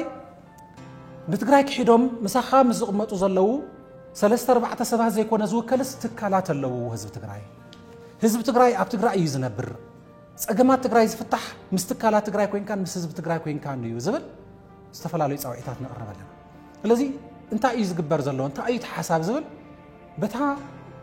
ዝፈረምናያ ስምምዕ ፕሪቶሪያ መሰረት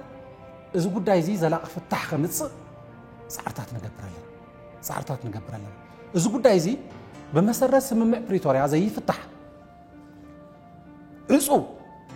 እንትኸውን ተሎ ከዓ ንህዝቢ ትግራይ ክንነግሮ ኢና ማለት እዩ መንግስቲ ኢትዮጵያ ነዚ ጉዳይ እዚ ለኪቱ ዓፅዩ ብባዕሉ ዝደልዮ መንገዲ እምበር በመሰረት ስምምዕ ፕሪቶሪያ ነዚ ፀገም ክፈትሖ ኣይደልን ኢሉ እንተቕብፅ እንተሎ ንሕና እውን ንገብሮም ኩሎም ጻዕርታት ተማጢጦም ተወዲኦም ኣብ ጫፍ እንትወፅሑ ተለው ንህዝቢ ትግራይ መንጋር እዩ ስለዚ እታ ቀዳመይቲ መማረፂት ነታ ኩናት ደወቢላ ነታ ተኽሲ ደወቢላ ፀገማትና ፍልልያትና ብሰላማውን ፖለቲካውን ሕጋውን መንገዲ ንምፍታሕ ዝተጀመረ ጻዕሪ ኣብ ኣይና ዘለና ንሕና ሕዚ እውን ኣብ ኣለና ኣብ ኣነኺስና ኣለና ኣብዚ ሓለፉ ሰሙናት ብሕወሓት ብግዚያዊ ምሕዳር ብሓይልታት ፀጥታ ትግራይ ዝተፈላለዩ መድረኻት ክግበሩ ሪኢኹም ትኾኑ ዝተፈላለዩ ኮንፈረንሳት ንገብር ኩለን ነተን መልእኽታት ኩለን ነተን ዘረባታት ሰላም ኢና እንደልያ ኩሉ ዝግበር ኣብ ትግራይ ዝግበር ጻዕርታትን ምድለዋትን ሰላም ንምምጻእ እዩ ስለዚ እታ ሕዚ እውን ኣላትና ንብላ እንኮ መፍትሒ ብመሰረት ስምምዕ ፕሪቶሪያ ፀገማት ትግራይ ንምፍታሕ ዝኽእለካ መንገዲ ኣስጢምካ ምቕጻል እዩ ካብዚኣ ክንወፅእ የብልና መንግስቲ ኢትዮጵያ ነዚኣ ንምፍራስ ዝገብሮ ዘሎ ጻዕሪ እውን ማሕበረሰብ ዓለም ዘፈራረሙ ኣካላት ነዚ ጉዳይ እዚ ተገንዚቦም ኣደብ ከትሕዝዎ ዘኽእል ጻዕርታት ምግባር እያ ተዋፂልና ናብ ኣይና ሰጢምና ዘለና ምክንያቱ ብኩናት ዕንወት ሞት ጥፍኣት ስለ ዘሎ ተገዲድካ ተኣትዎ ኩሉ መማረፅታት ተዓፅዩካ ናይ ሕጊ ናይ ፖለቲካ ናይ ሰላም መንገድታት ተዓፅዩካ ተኣትዮ ስለ ዝኾነ ስለዚ ብሰላም እንኸፍሎ ሕዚ ብሰላም እንኸፍሎ ዘለና ዋጋ ብኩናት ካብ እንኸፍሎ ዋጋ ይንእስ እዩ ኢልና ስለንኣምን እምበር ከምቲ ዓንቶ ዝበልካዮ ኣብ ሰላማዊ ውዕዞ ኮይንካ እውን ሰላም ደዮ ኣይኮነን ካልእ ነገር ኮይኑ ብሰላማዊ መንገዲ ፀገም ንምፍታሕ ዝግበር ዘሎ ጻዕሪ እውን ህዝቢ ትግራይ ዋጋ እዩ ዝኸፍል ዘሎ መስዋዕት እኮ ይኸፍል ኣሎ ሕዚ መስዋዕት ይኸፍል ኣሎ እቲ ኣብ ትሕቲ ወረርቲ ዘሎ ህዝቢ ኣብ ሰሙን እውን ሰሚዕኹሞ ትኾኑ በብመዓልቲ መስዋዕት ይኸፍል ኣብ ፀለምቲ መስዋዕት ኣሎ ኣብ ምዕራብ ትግራይ መስዋዕት ኣሎ እቲ ካብቲ ከባቢ መስፈሪ ሲኢኑ ዝተሰደተ ዝተፈናቀለ ህዝቢ በብመዓልቱ ብጥሜት ብሕማም ሕዚ ከዓ ብእንስሳ ብዝብኢ መስዋዕት ይኸፍል ኣሎ ትግራይ ሕውየትን ዳግመ ህንፀትን ዘይኮነስ ናብ ድቀት ክትኣቲ ናብ ድኽነት ክትኣቲ ሓደ መዓልቲ ነዳዲ ሓደ መዓልቲ በጀት ሓደ መዓልቲ ዕዳና ይነጋዶ ሓደ መዓልቲ ትካል ብምፍራስ ኩሉ ዓይነት ሸርሕታት ኣብ ልዕሊኣ ተደሪቡ ተጸሚማ ህዝቢ ትግራይ ተጸሚሙ ግዚያዊ ምሕዳር ተጸሚሙ ሰራዊት ትግራይ ተጸሚሙ ሕወሓት ተጸሚሙ ካልኦት ኣካላት ካልኦት ሓይልታት ፖለቲካዊ ዘይፖለቲካዊ ሓይልታት ተጸሚሞም ምእንቲ ሰላም ክትመጽሲ ብግዚያዊ እቲ ጉዳይ ንጸመሞ ኢሎም ምእንቲ ሰላም ክርከብ ተጸሚምና ንእሽተይ መዓልቲ ንእሽተይ ግዜ ተተጓዒዝናስ ናብ ሰላም ክንኣቲ ንኽእል ኢና ብዝብል ተስፋ ይጓዓዝ ኣሎ ህዝቢ ትግራይ እዚ ግን ልክዕ ኣለዎ እዚ ግን ሕልፊ ይኸውን እዩ ከምዚ ዝበለ በደል ህዝቢ ትግራይ በዚ ደረጃ እዚ ከምዚ ዝበለ በደል ከምዚ ዝበለ ግፍዒ ከምዚ ዝበለ ወፅዓ ኣብዚ ዘመን እዚ 21 ክፍለ ዘመን ክፍፀም ክትፅበይ ትኽእልን እዚ ማለት ቶም ካልኦት ኣካላት እውን ክፍፅሙ ኣይግባእን ህዝብ ትግራይ ዋግኡ ውን ኣይኮነን ማለት ነቱ ዝተወለደሉ ማሕበረሰብ ህዝብ ውን ዝውክል ኣይኮነን ሓቂ ንምዝራብ ህዝብ ትግራይ ንባዕሉ ኣይኮነን ህዝብታት ኢትዮጵያ ሓራኽ ወፁ ብሄር ብሄረሰባት ኢትዮጵያ ሓራኽ ወፁ ዓሰብ ምሕዳሮም ክረጋግፁ መሰሎም ክኽበር ብጣዕሚ ብዙሕ መስዋዕትነት ዝኸፈለ ህዝቢ እዩ ኣብኣቶም ወገን ኮይንካ ውን እዚ ዝግብኦ ህዝቢ ኣይኮነን ህዝቢ ትግራይ ስለዝቶም ሰዋና ናይዚ ጉዳይ ዝኾነ መንግስቲ ኢትዮጵያ ውን ንህዝቢ ትግራይ ከምዘይ ይግብኦን እቲ ብጣዕሚ ዝሕምን እቲ ብጣዕሚ ዝሕዝን ግን ካብ ትግራይ ዝተፈጠሩ ሰባት ካብ ትግራይ ዝተወለዱ ሰባት ኣብቲ ከምዚ ዝበለ ኣብ ልዕሊ ህዝቢ ትግራይ ዝመፅእ ዘሎ ግፍዒ ዝፍፀም ዘሎ ግፍዒ መሳርሒ ኮይኖም መሳሰይቲ ኮይኖም ክትሪኦም እንተለኻ ከዓ ብጣዕሚ ይሕዝን ብጣዕሚ ይሕምም ማለት እዩ እስኪ ናብ ካሊእ ክቕፅል ህዝቢ ትግራይ ምስ ካልኦት ጎረባብቲ ህዝብታት ብቐፃሊ ዝህልዎ ርክብ እንታይ እዩ ክኸውን ዝግብኦ ክሳብ ሕዚ ዝተኻየዱ ምዕባለታት ከ እንታይ ይህሉ ይኾኑ ጽቡቕ ማለት ህዝቢ ትግራይ ብዝኾኑ ኣጋጣሚታት ኣብ ከባቢኡ ምስ ዘለዉ ህዝብታት ብጣዕሚ ጽቡቕ ዝበሃልን ሕማቕ ዝበሃልን ርክባት ፀኒሕዎ እዩ ማለት እዚ ህዝቢ እዚ ካብቶም ቀዲሞም ጥንታዊ ስልጣነ ዝነበሮም ህዝብታት እዮም ህዝብታት እዩ ህዝቢ ትግራይ ኣክሱማዊ ዝኣክል ኣክሱማዊ ስልጣነ ዝኣክል ዝሃነፀ ዓብዪ ህዝቢ እዩ ማእኸል ናይ ስልጣነ ምዃኑ ጥራሕ ዘይኮነስ ብጣዕሚ ብዙሓት ክብርታት እውን ዝነበርዎን ዘለዎን ህዝቢ እዩ ኣብ ዝለዓለ ስልጣነ ዝነበረሉ እዋን ይኹን ኣብ ዝኾነ ወታደራዊ ዓቕምታት ኣብ ዝነበረሉ እዋን ህዝቢ ትግራይ ንጎረባብቱ ሓንቲ መዓልቲ ብብድዕ ተንኪፎ ይፈልጥ ወሪሮ ይፈልጥ ዓሚፆ ይፈልጥ ናይ ማት ወሲዶ ይፈልጥ እዚ ህዝቢ እንተኾነ ግን ከምቲ ሕዚ ዘጋጥሞ ዘሎ ህዝቢ ብተደጋጋሚ ካልኦት ካብ ደገ ካብ ጎረባብቲ ይኹኑ ካብ ርሕቕ ዝበሉ ኣካላት ብዙሓት ጉድኣታት እናበፅሕዎ ዝፀንሑ ግዜታት ኣለው ብፍላይ ኣብ ጎረባብቲ ዘጋጠሙ ፀገማት ከዓ በብእዋኑ እናተፈትሑ ብዘይ ምፅንሖም ተዋህሊሎም ኣብ 2013 ዓመተ ምህረት ጆኖሳይዳዊ ኩናት እንትፍፀም ተሓባበርቲ ዝኾኑ ኣካላት ክፍጠሩ ዕድል ፈጢሩ እዩ ኣብ 2013 ክሳብ 2015 ናብ ዝነበረ እዋን ማለት እዩ ሕዚ ህዝቢ ትመዋፅእ ምስ ጎረባብቲ ህዝብታት ዝህሉ ሰላማዊ ሕውነታዊ ርክብ ፀገማት ከይፍጠሩ ብርሑቕ ንምትራፍ ፀገማት እንትፍጠሩ እውን ተሓባቢርካ ንምፍታሕ ዘኽእል ዕድል ይህብ ኢሉ እቲ ህዝቢ ባዕሉ ኣሚኑሉ እዚ ብምዃኑ ዕድል እንትረክብ እንተሎ ዝሓለፈ ቂም ዝሓለፈ በደል እንታይ ፀብፀበ እንታይ ተቆፃፀረ ናይ ህዝቢ ንህዝቢ ርክባት ተጀሚሮም ኣለዉ ንኣብነት ብተፈላለየ መንገዲ ሽማሽም ክወፀላ ክትፅለም ንድሕሪት ክትምለስ እትድለ ናይ ኣብ መንጎ ህዝብታት ኤርትራን ህዝቢ ትግራይን ዝተጀመረ ርክብ ኣሎ ንኣብነት ስምምዕ ፕሪቶርያ ተፈሪሙ ኣብዚ ኩነታት እዚ ምስ ኣተና ብፍላይ ብወሰን ወሰን ናይ ትግራይን ኤርትራን ዘደጋቡ ከባብታት ዝነበረ ናይ ኤርትራ ሰራዊት ብፍላይ ኣብ ቀረባ እዋናት ሒዝዎም ዝነበረ ከባብታት ለቂቁ ፈንተት እንትብል ሙሉእ ብምሉእ ኩሉ ተለቂቁ እዩ ንምባል ኣይኮነን ግን ዝሓዞም ከባብታት ብዙሓት ዝነበሩ ለቂቁ ፈንተት እንትብል ብወገን መንግስቲ ብወገን ኤርትራ ዘሎ ህዝብን ብወገን ትግራይ ዘሎ ህዝብን ናብ ንቡር ሕውነታዊ ርክቡ ንምምላስ ምትሕዋሳት ተጀሚሮም ኣሎ ምርኻብ ተጀሚሮም ኣለዉ እዚ ጉዳይ እዚ ብጣዕሚ መሰረታዊ ነገር እዩ ትዝክር እንተኮይንካ 2011 ይመስለኒ ቀዳማይ ሚኒስተር ኣብይ ምስ ፕሬዚደንት ኢሳያስ ኮይኖም ኣብ መንጎ ኢትዮጵያን ኤርትራን ሕውነታዊ ርክብ ሰላም ክንፈጥር ኢና ስለዚ ዶባት ይከፈቱ ገዛዕ ምዛዕ ተባሂሉ ናይ መጀመርያ ይመስለኒ ብሓቲ መስከረም 2011 ብዛላምበሳ ከባቢ ሰርሓ መንገዲ ክኽፈት ፃዕርታት ተገይሩ ህዝቢ ክራኸብ ንእሽተይ ዕድል ተፈጢራ ነይራ ኣብቲ እዋን እቲ ብወገን ትግራይ ይኹን ብወገን ኤርትራ ዘሎ ህዝቢ ከም ውሕጅ እንትፈርስ ርኢናዮ ማለት ሒስዎ ማለት ኣብቲ ሰዓታት ደማዊ ኩናት ተካይዱ እዩ ን20 ዓመታት ዝኣክል ተዓፅዩ ዝነበረ እዩ ግን ዝኾነ ዶብ ዝኾነ ፊዚካል ነገር ይዓፅይዎ ዘሎ እምበር እቲ ህዝቢ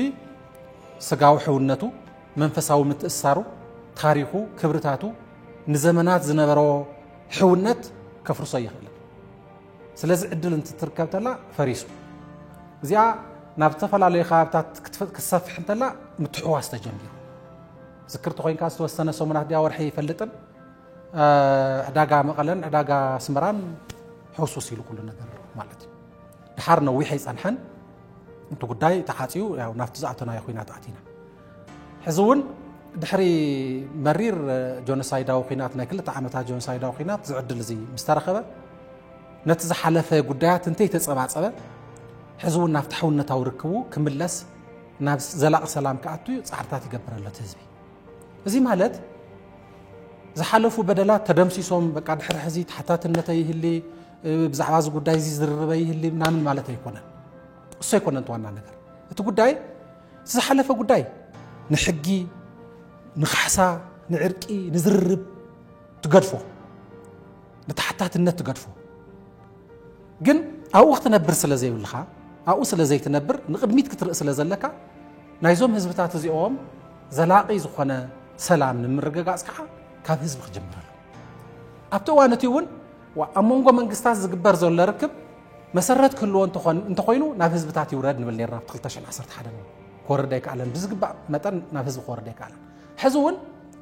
أمونغو تجراين إيرتراني خون أمونغو إثيوبيان إيرتران زهلو سلامة وركب مسرت كحزن أنت خوينو مجمر يا حزب بتاعتي كم تسألوا لذي أمونغو حزب تجراين أمونغو حزب إيرتران تجمير زل حولنا تاوركب وجن جزاهم محداري خون وجن حوحاتي خون كانوا زميل كاتم أكلات نحنا بأواجد دقيفنا هنا بقلت مالتي دقيفنا هنا خدقف زلوا وصل سبحانه مالتي اوكي اذا بزين يركب طرح مس ايرتران تግራይ እንዲ ይخول ዘለው ህዝብ ትግራይ እድል እንተረኺቡ ምስ አብሓራ ምስ ህዝብ አምሓራ ረክብ ይደሊ ምስ ህዝብ ሱዳን ረክብ ይደሊ ምስ ህዝብ ዓፋር ረክብ ይደሊ ምስ ህዝብ አገው ረክብ ይደሊ ምስ ህዝብ ቅማንት ረክብ ይደሊ ኣብዛ ከባቢ ምስ ዘለው ህዝብታት ልዕሊ ኩሉ ምዞም ህዝብታት እዚኣቶም ረክብ ይደሊ ምክንያቱ ኣብ መንጎ ህዝብታት ዝፍጠር ሕውነታዊ ርክብ ኣብ መንጎ ህዝብታት ዝህሉ ሰላማዊ ርክብ ነቶም ፖለቲካዊ ሓይልታት ይገርሖም እዩ سرعة يتحزوم زوم هزبتات زياتهم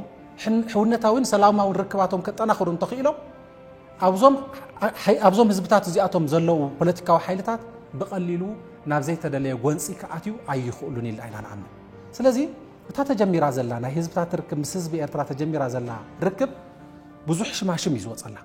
بزح زي كونه تعيز بهال شرحتات يزف حسلا كم ايكونات أمونغو حزب إيرتران أمونغو حزب تجراين زلا ركب سلامه وركب حونتاو ركب زلا عالم كتقصل زلا ركب يا إذا ركب زي أجن حزون مس أمحرا ندليا حزون مس السودان ندليا حزون مس عفار ندليا لنا حزون مس كالوت حزبات مس أجو ندليا لنا كم زي أتا حونتات مالتي تجارو أنكو عامتاتنا نقولتنا حدنتنا أيو زي بترجع مزجلس بتجوار استمسكرلو مجلسي كبرتات تجاروني أنت خلنا جن حزي عم تقرأ زر فرالاي مسفح الله حدنت مشير شعر عامتات بتانا الله زي ناونور نخملس هاي تقلب مالت تساقم كجمرت الله تي ناي حدنت تساقم زبها ناي تزبي كونا نديو بقاندو ناي بوليتيكا وحيلتاتا بوليتيكا ناي زلنا مرحتي كأورد انتايلو خعا ناي لهيكان كبوليتيكا ومرحنات وردتهم تلخا نابليه كان استمهرنا نفلت نبل أكلات أيوتي حدنت بصفي حس أجمع زكاتم زلوا مبر أبت حزبي وردن تيلكا أب زوادو مسز تراخيبكا بزعوا زوا معراب يحتكا نايزوا معراب تفناقلتي انت أكيبكا أبدو زكاتم زلوا أجمع يحتكا زجرم أيوتي نايت حزب قداي مالتي تنا حدنت أجمع جن كجمرت اللو نفط بوليتيكا ومرحنات يجميرو حزون بصفحة تريو أفتي بوليتيكا ومرحنات نفتحو اللي زبها اللي هيك زبها لني أوكي زي كم تأيو زبقة زلو أنا زمثلني نتو ناي حزبي مسرت هاوي سجمات قديف كاس ناب ولك أو زخون ربحتات ناب سأبي زخون ربحتات مزنبال سلزقات مزليو حزب تجراي زللو خنا ترديخا نتي ناي إليت ربحة ناي بوليتيكا ربحة ناي لهيك ربحة مبل كان أي سريعة أفتو مسرتاوي ناي تهزب سأجب حبراوي الرداد أفت إركازي مو فاريد سأجبنا حزب تجراي بزاف ساعات زيا ብሔራዊ ውርደት የጋጥምና ዘሎ ከም ህዝቢ ብዙሓት ህዝብታት ብዙሓት ዓድታት ናሽናል ሂዩሚሌሽን ጋጥምና ብሔራዊ ውርደት ይጋጥምና ኢሎም ተላዒሎም መበል ካልኣይ ክስርዑ ዝግብኦም ጉዳያቶም መበል ካልኣይ ሰሪዖም ነቶም ብሔራዊ አጀንዳታቶም ግን ቁልፊ ጉዳይ ገይሮም ኣብ ዘራኽብዎም ናይ ሓባር አጀንዳታት ዓሲሎም እዮም ካብ ፀገም ወፅኦም ስለዚ ንሕና ኣብ ልዕሊ ህዝቢ ትግራይ ጋጥሙ ዘሎ ብሔራዊ ውርደት አጀንዳ ክንገብሮ ፈቃደኛታት ዘይምዃንና እዩ ፀገም ዘጋጥመና ዘሎ ህዝቢ ትግራይ ኣብ ዘመን እዚ ልኡላውነቱ ተመንጢሉ ንዓሰርተታት ዓመታት መስዋዕትነት ከፊሉ ዝሰዓሮ ብሔራዊ ደርባዊ ወፅዓ ኣብ ልዕሊኡ ተጻዒኑ ተሰዲቱ ተፈናቂሉ ጀኖሳይድ ተፈጺምዎ ማሕበረ ኢኮኖሚ ዝዑዓንዩ ሕዝውን ትካላቱ ፖለቲካውን ናይ ጸጥታውን ኢኮኖሚያውን ማሕበራውን ትካላቱ ዓነውነው ክብሉ ኣብ ልዕሊኡ ብዙሓት ሽርሕታት ይፍጸመሉ ካብዚ ሓሊፉ ትግራዋይ በትግራዋይ ክታኾስ መንግስቲ ኢትዮጵያ ኣብ ዓፋር ኣብ ኣጎ ተከዘ ዘብተባሂሉ ኣብ ምዕራብ ትግራዋይ በትግራዋይ ክንጣፋእ ዕጡቋት ዘሰልጥነሉ ትግራይ ከም ኩርዳውያን ክንብተን ዘኽእለና ስትራቴጂ ተሓንፂፁ ኣብ ዝስርሕሉ ዘሎ መዋእል ኮይና ነዚ ከም ዝበለ ዓብይ አጀንዳ ገዲፍና ንስኸባ ብሰንኪ ኸባ ኣብ ዝብል ኣናእሽተይ ፖለቲካዊ ጉዳያት ተጸሚድና ናብ ናይ ትግራይ ዓበይቲ ጉዳያት ንሶም ተረሲዖም ናብ ናይ ስልጣን ጉዳያት ወሪድና ንሪኦም ስለ ዘለና እቶም ኣብ ከምኡ ዝበለ ዝተሸመምና ኣብ ፖለቲካን ኣብ ልሂቅ ኣብ ኢሊትን ዘለና ተማሂርና ንብል ሰባት ፖለቲካዊ ሓድነት ብሔራዊ ሓድነት ህዝቢ ትግራይ ንምብታን ላሕን ብለለና ስለዚ መሰረታዊ ፍልፍል ናይ ተጸገም ንቁልፊ ጉዳይ ናይ ትግራይ ገዲፍካ ኣብ ካልኣይ ጉዳይ ምትኳር እዩ ኣምፂዎ ዘሎ ሕዝውን ተጸገም ክፍታሕ ዘለዎ ኣብ ህዝቢ ትግራይ ይኮነን ህዝቢ ትግራይ ይኮነን ተጸገም ኣብ ህዝቢ ትግራይ ይኮነን ዝንየቱ ብሔራዊ ሓድነት ጸገም ህዝቢ ናይ ህዝቢ ትግራይ ሓድነት ጸገም ዝፈጥር ዘሎ ንሕና ኢና ንሕና ልሂቃን እንባሃል ኢና ስለዚ ቁፅሪ ሓደ ናይ ትግራይ ጸገም ኣስተቢልካ ምርኣይን ናፍታ ቁፅሪ ሓደ ጸገም ናይ ትግራይ ምምፃእ እንትደለላ ዛ ጉዳይ እዚኣ ንዓ ቁፅሪ ሓደ ምስራዕ ትደለላ ኣፈላላያት ክህልው እዮም ይትረፍ ኣብ 8 ወይ 10 ሚልዮን ዝኸውን ዓብይ ህዝቢ ዝነብር ልሂቃን ኣብ ብጣዕሚ ጸቢብ ከባቢውን ዘለው መራሕቲ ዘለው ልሂቃን ክፈላለዩ ግድን እዩ ፍልሊ ተፈጥራዊ እዩ ግን ተፈላለኻ ሓሳባትካ ዝተፈላለዩ ሓሳባትካ እኳ ተቐቢሉ ከተመሓድሮ ስልጣን ክትሕዝ እንተኮይንካስ መጀመርያ ህዝብን ተኸባብን ክህልሎ ልኡላውነትካ ህዝብኻን ድሕር ዘየልዩ ኮይኑ ኣፈላላያትካ ኣፈላላይ ኮይኑ ሓሳብ ኮይኑ ክጠቅመ ይኽእል ስለዚ እቶም ዘፈላልዩና ነገራት ከም ዘለው ናቹራል ከም ዝኾኑ ፈሊጥና እንተኽኢልና ነቶም ኣፈላላያት ዘጽብብ ነገር ንግባር ንዓኣቶም እውን ንምጽባብ ክንፍትን ኣለና ናይ ምክኣል ፖለቲካ ናይ ምትሕቋፍ ፖለቲካ ክህልወና ዘይኽእል ዕድል ፈጢርና ንኹላህና ማለት እዩ ኣነ ብሓደ ወገን ኮይነስ ብፁዕ ኮይነ ይኮንኩን ዝዛረብ ዘለኹ ሕወሓት ከም ውድቡን ከምኡ ክኸውን ካልኦት ውድባት እውን ከምኡ ክኾና ኣብ ፖለቲካ ውድባት ዘየለዎ ሓይልታት እውን ከምኡ ክኾኑ ኣብ ትግራይ ናይ ምጥፍፋእ ፖለቲካ ሓቢርና ክንጠፍእ ክገብረና ተዘይኮይኑ ሓድነት ካልእ ጥፊኡ ክነብር ኣይኽእልን በቃ ትኹነታት ከምኡ ይፈቅደን ናይ ምጽልላእ ናይ ምጥፍፋእ ናይ ምጉናጽ ፖለቲካ ኣብ ትግራይ እዙይ ክዕንብብ ከዓ ዕብይ ዝበሉ ትካላት ብምፍራስ ደቅቕትን ንኣሽተይን ፖለቲካዊ ውድባት ብምፍልፋል ከዓ ዓብይ ተሓባባሪ ከዓ መንግስቲ ኢትዮጵያ ነይ በቃ ናብ ብሔራዊ ረብሓታት ናይ ትግራይ ይለቁ ንኺሶም ክሕዚኦም ምስ ህዝቢ ትግራይ ኣተሓባቢሮም ሞቢላይዝ ገይሮም ብኩሉ መንገዲ ብሔራዊ ረብሓታት ህዝቢ ትግራይ ንምቅላስ ንምርግጋጽ ክቃለሱ እዮም ዝበሃሉ ኣካላት ኣነጻጺርካ ተፍርሶም ሰራዊት ትግራይ ንምፍራስ ካልእ ፓራሌል ዝኾነ ዕጡቕ ተሰልጥን ሕወሓትን ምፍራስ ካልእ ፓራሌል ናይ ብልጽግና ኣካል ዝኾነ ውድብ ትፈጥር ኣናእሽተይ ውድባት ናይ ከባቢያ ውድባት ማለት ከባቢያዊ ትግራይስ ንሽተይ ንባዕላስ بخبابي مصوع زلونا نحتو دبات تفطيرن ننرسن ناتناقرا ካብ ዓብይ ናይ ትግራይ አጀንዳ ወፅን ነንርሰን እናተቆራቆሳ ኹዕላ ዘግብር ሽርሒ ይፈጥር ኣብዚ ከዓንዑ ምቹ ኩነታት ዝፈጥር ፖለቲካዊ ሃዋህው ተፈጢሩ ኣብ ሓደ ዳራሽ ተኣኪቡ ብዛዕባ ናይ ትግራይ ዓበይቲ ጉዳያት ሓዲጎም ሓደ ነቲ ካሊእ ከንቁሮ ይውዕል ማለት ኣብ ከምዚ ኩነታት ኮይንካ ፖለቲካዊ ሓድነት ብሄራዊ ሓድነት ናይ ትግራይ ምምፃእ ብጣዕሚ ከቢድ ይኸውን ኣሎ ስለዚ ተፀገም ካብ ቁልፍ አጀንዳ ናይ ትግራይ ሙፃያ እታ መፍትሒታ ከዓ ናብ ቁልፍ አጀንዳ ናይ ትግራይ መመላስያ እዚ እንትበሃል ተሎ በቃ ከማይን ፀባን ሓደ ክንኮኒና ሓደ ክንኮን ንኽእሊና ፖለቲካዊ ሓይልታት ኢሊታት ማለት ይኮነ ኣፈላላያት ክልውና እዮም ኣፈላላያት ካ ቶም ክፀቡ ዝኽእሉ ቶም ተፅቡ ቶም ክፀቡ ዘይኽእሉ ክፀንሑ ዝኽእሉ መባል ካልኣይ ክስርዑ ዝኽእሉ ድሕሪ ትግራይ ትገብሩ ትግራይ ምሳለወት ህዝቢ ትግራይ ምሳለወ ኣሳሲ ባሕር እንተሃልያ ማለት ቃላይ እንተሃልያ እዩ ዝነብር ታማይ እንተሃልያ ማለት ምዕቆረ ዘላ ታማይ እንተሃልያ እዩ ዝነብር ታማይ እንተነፂፋ እትዓሳ የለን ኢሊታት ፖለቲካዊ ሓይልታት ዓሳ እንተኮይና ባሕርና ቃላይና ማይና ህዝቢ ትግራይ ትግራይ ዘነፃፅር ዘሎ ሓደጋ ኣብ ልዕሊ ህዝቢ ትግራይ ዝመፅእ ዘሎ ሓደጋ ኣብ ልዕሊ ህዝቢ ትግራይ ስለዚ መጀመርያ ህዝቢ ትግራይ ንኽህሊ ትግራይ ትበሃል ሕገ መንግስታዊት ግዝኣት ሉዕላዊት ግዝኣት ክትህሉ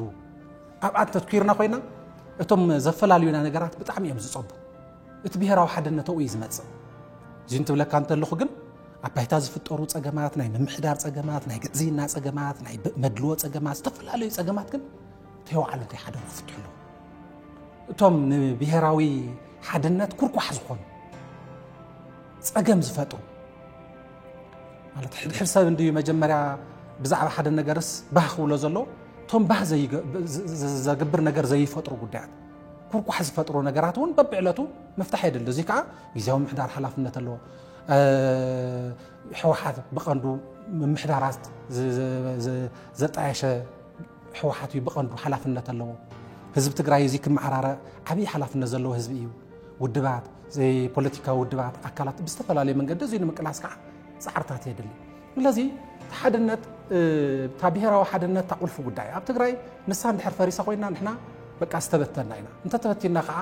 ዘለና ፀላኢ ትግራይ ንምጥፋእ ዘሎ ምድላዋት ብጣዕሚ ዕዉት እዩ ዝኸውን ኣብዚኣ እያ ዘላታ ሓደጋ ማለት እዩ እታ መድሕና እውን ብሄራዊ ሓድነት እያ እታ ጥፍኣት እውን ኣብኣ ዘንፀላለወት እያ ትኸውን ዝብል ሓሳብ ወሲድና ግዜያዊ ምሕዳር ይኹን ኣብዚ እዋናት ትሪኦ ሰራዊት ትግራይ ሕወሓት ግዜያዊ ምሕዳር ትግራይ ቀዲሞም እውን ቅድሚ ስምዕ ፕሪቶርያ ሓደ ዝነበሩ እዮም ብፍላይ ግዜያዊ ምሕዳር ዝሓር ዝመፀ መንግስቲ ኣፍሪሱ ዝመፀ ዝተክአ እዩ ቀዲሞም እውን ብሓባር ዝነበሩ እዮም ሕዚ ሕዚ ከዓ ትሪኦ እዚ ጉዳይ እዚ ናብ ካሊእ መንገዲ እዩ ዝምዕብል ዘሎ ናብ ዝኸፍአ ሓደጋ ኢና ንኣቱ ዘለና ስምዕ ፕሪቶርያ ንህዝቢ ትግራይ ወኪልና ኣምፂና ንፈሪምና ክንበቅዕ ኣብ ምንታይ እዩ ዝኣቱ ዘሎ እዚ ኩነታት እዚ ኢሎም እክብ ኢሎም ውድብ ኢሎም ነቲ ኩነታት ክመርሕዎን ምስ ህዝቢ ክረዳድኡን ፃዕርታት ይግበረሉ ከም ንሪኦ ዘለና ግን እዞም ኣካላት እዚኣቶም ግዜያዊ ምሕዳር ይኹን ሕወሓት ይኹን ሰራዊት ትግራይ ይኹን ዓበይቲ ኣካላት እዮም ኣብ ብሄራውያን ትካላት እዮም ዓበይቲ ሓይልታት እዮም ንባዕሎም ጥራሕ ዘይኮነ እቶም ካልኦት ውድባት ፖለቲካ እቶም ካልኦት ሲቪክ ማሕበራት ከዓ ምዞም ኣብዝኒዎ ኣካላት ጥርንፍ ኢሎም ክሰርሑ እንተኽኢሎም ከዓ ኣብ ትግራይ እቲ ብሄራዊ ሓድነት ንምርግጋፅ ዘኽእል ዓብይ ዕድል እዩ ዝፈጥር ስለዚ ብጣዕሚ ደጋጊመ እያ ክደጋገም እውን ዘለዎ እዩ ዝመስለኒ ዘንፀላለወና ሓደጋ ቁልፊ ኣብ ልዕሊ ብሄራዊ ሓድነትና እዩ ንሳ እንትትውቃዕ ተለያ ኩሉ ነገር ረእዮም እንታይ ይገብሩ መስለካ ኣብ ትግራይ ሲ እቲ ዴሞግራፊክ ኤንድ ጂኦግራፊክ ቸንጅ ናልኩ ተሰርተ ግዜ ዝደገምክዎ ንሳ ንምምፃእ ቀልጢፍካ ይትኸውንን እንዲያ በበ እዮም ዝሓልፉ መጀመርያ ኣብተን ብሄራዊ ዝኾና ውዳበታት እዮም ዘንፀላሉ ንኣቶም መጀመርያ መጥቃዕቲ ዝገብሩ ሕወሓት ነዊሕ ርሕቀት ዝሓለፉ 2 ዓመታት ዝሓለፉ ጉዕዞ ረእዩ ከይዶም መወዳእታ ከዓ በቃ ሕወሓት ሕጋዊ ሰብነት የብሉን ንማል ዝተሰርሐ ድራማታት ረእዩ ሰራዊት ትግራይ ረአ ብዲዲአር ኢሎም በጣም ነዊሕ ርሕቀት ተጓዒዞም ኣይ ዲዲአር ኮንዲሽናል ዲዲአር ኢና ንሕና ፈሪና ስለዚ ህልውና ድሕነትን ህዝቢ ትግራይ ብዘረጋግፅ ወረርቲ ሓይልታት ካብ ትግራይ እንትወፁ ስለዚ ናይ ትግራይ ውሑስ ኩነታት እንትፍጠር ደረጃ ብደረጃ ዲዲአር ይፍፀም እዩ ዝብል ግን ንሕና ምእንታን አንተ ወይ እውን ልዕልካ ነርካ ምእንታን ዘላቕ ሰላም ክረጋገፅ መንግስቲ ኢትዮጵያ እውን ምእንታን ኣብ ሰላም ዝኣተና ምዃንና ኮንፊደንስ ማለት ዓርሰ ምትእማን ምእንታን ክልዎ ግን ቀዲምና እውን እቶም ከበድቲ ዕጥቅታት ዝበሃሉ ፈትሒና ረኪብና ማለት እዩ بز خمس زلا جوعز ناخدنا على DDR يلوم بقى بتاع نوح رقت كده DDR ون اقرب اقرنا تفصم مصر ግን በትዝደለይዎ መንገዲ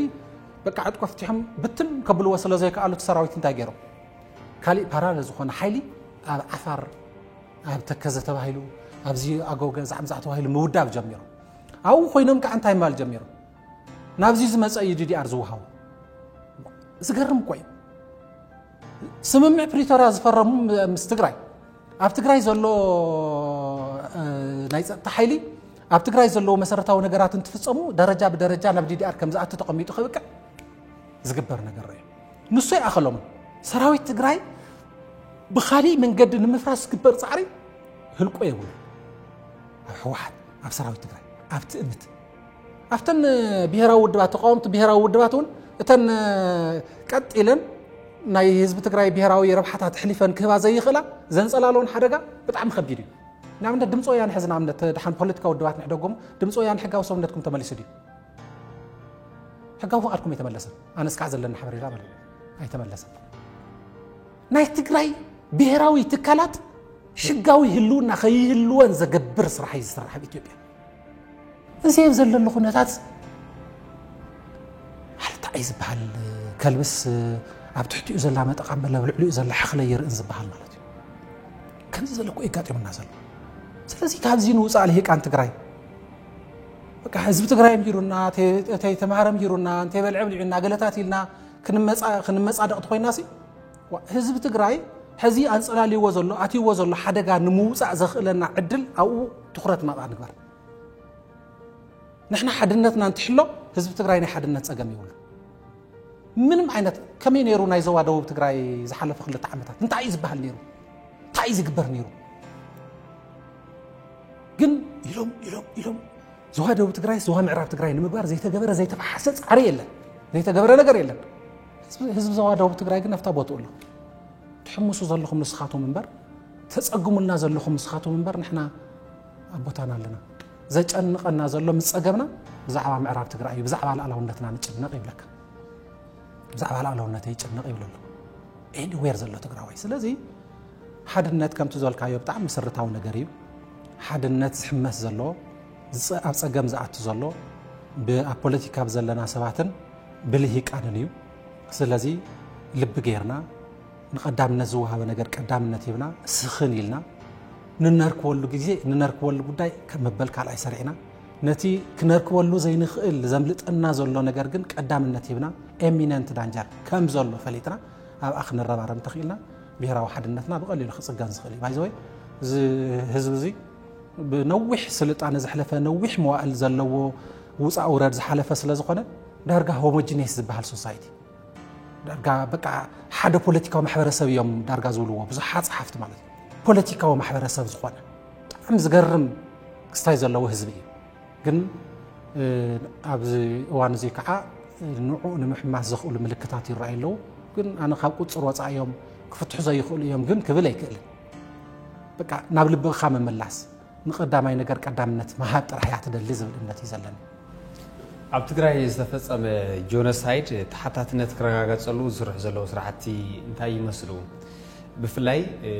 ብስግግር ፍትሒ ኣፍሪካ ዝረአ ምዃኑ ክግለጸን እዩ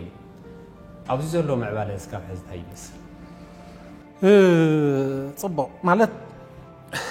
ንድሕሪት ንቅድሚት እንዲ ዘብለካቲ ጉዳይ ኣብ ስምምዕ ፕሪቶሪያ بتعم كل فز بحالا نجارات الله بتعم تخرج زدليا بتعم كل فز بحالا قدات الله تن كل في قدات تحنتي ناي الأولويات ناي تمزابلتي ناي استسدتوا قدات ملكتها كالأيتي ناي جونوسايد قدات ناي جونوسايد قدات سالسيتي مزلاق السلام تتأساسر DDR وين كتبلات غليخ ناي DDR قدات كم زين زلا الله عتن كالتون كمتصانيه ግን ከምዚ እንዝበላ መሰረታው ነገራት አለ ተሓር ከምታንቶ ይደጋጊ መዝገለጽኩልካ መንግስቲ ኢትዮጵያ ንስምምዕ ፕሪቶሪያ ከም ናይ ክልተ ወገናት ስምምዕ ኮይኑስ ቶም ኣው ክግበረለዎም ክፍጸመለዎም ዝባሃሉ ነገራት እውን ብምርዳእ እናፈጸምካ እቶም ብዘላቕነት ብፖለቲካው ልዝብ ብሕጊ مفتح خجبرالهم الله واستبحلون بلاند كوينو خمونا تزراربكا بوليتيكاو لزب الناكياركا ناي حقي كنتاتنا رقاقتكا مخاد زي كنا مريتوس انتاي غيروا مسلكا نتاسمم كم بينا وحقو سيدوا فرم مسالتسي كمزو منغستي اثيوبيا زوصوم زلو حقتا استفلالي درجه زلوم حقታት ወይ አዋጅ ወይ ደንቢ ወይ መምርሒ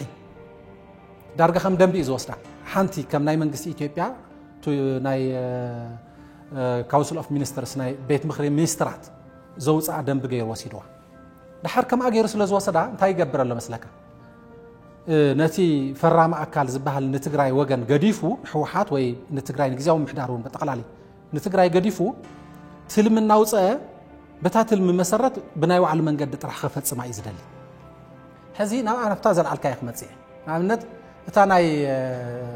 لولاونت زولكخا بك أنا بريفرندم بتوسد منجد دت الموت إلا مساعي زبجبر زلخ صح هزي تهزل لهم قلنا تروح إلى زلخ صفع زبها الزوادو أبزوا معراب تجراي كلا خد كلمات زحم زح زبها النجاراتون حويسكا بك تحتلم زوز عملتي نبدي دار نصع ديدار تلموتيو كوميشن تايشو باخ فصما يزصار بتمساسال منقد زاناي ترانزيشنال جاستيس وي مسغاغر فتح زلكا ياخا تاغيرو يمسلك مساب ابسم بريتوريا وان كينات استفصم غبنات زملكت بكل غص استفصم غبنات زملكت تحتاتነት نمرغغاص ترانزيشنال ميكانيزم مالت زي مسغاغر فتحي يهلي يلو اعميط الله سم بريتوريا مسغاغر فتحي زبحال اب عالم ابوزح عدتات بفلاي افريكا ابوزحات عدتات استلمده كم زبل كنتات نتحلف انتلو باكيج سمتي ترانزيشنال جاستيس وي مسغاغر فتح زولو عبي باكيج ناي لعلنت حق غداي لو ناي كحساب غداي لو ناي عرق غداي لو استفلالو نغرا زحزاي حاروزي عالم لخاو لمدي غيركا زي شاراو بزخونه منقد ابز عرفت عرفتا تحتاتنت نعا بترغاغص منقدي زي شاراو منقد تختيلك اخات صراحه منقس اثيوبيا غنتا غير مسلك ترانزيشنال جاستيس زبحال او كيناتنا هلنا نحنا تخونتا تعصيو نحنا بسجنا هلنا ون كوين انت هلنا زجمرو نير منقس اثيوبيا بزحات غدات يجمرو مسغاغر فتح جميرو زي ناي ديالوج كوميشن دي زحم زحزبال بزح زلوا زوم حزي نخوزي اكتيفيستس ونوسيدهم زقناي معناته يا هاغراو مككر كوميشن زبحال يرق سلامنا نزبحال معات كوميشنات يوم تطايشهم كاباتهم حدا مسغاغر فتح زبحال نحنا ناب سمم بريتوريا قبل متاونا ون جميرو صالحو دحار سمم بريتوريا مسكرنا مسغاغر فتحي هلي تبل متا جميرو واصنحه بعلو اقصيلو بعلو مصنعي بعلو بوليس قراصي بعلو بوليس مصدقي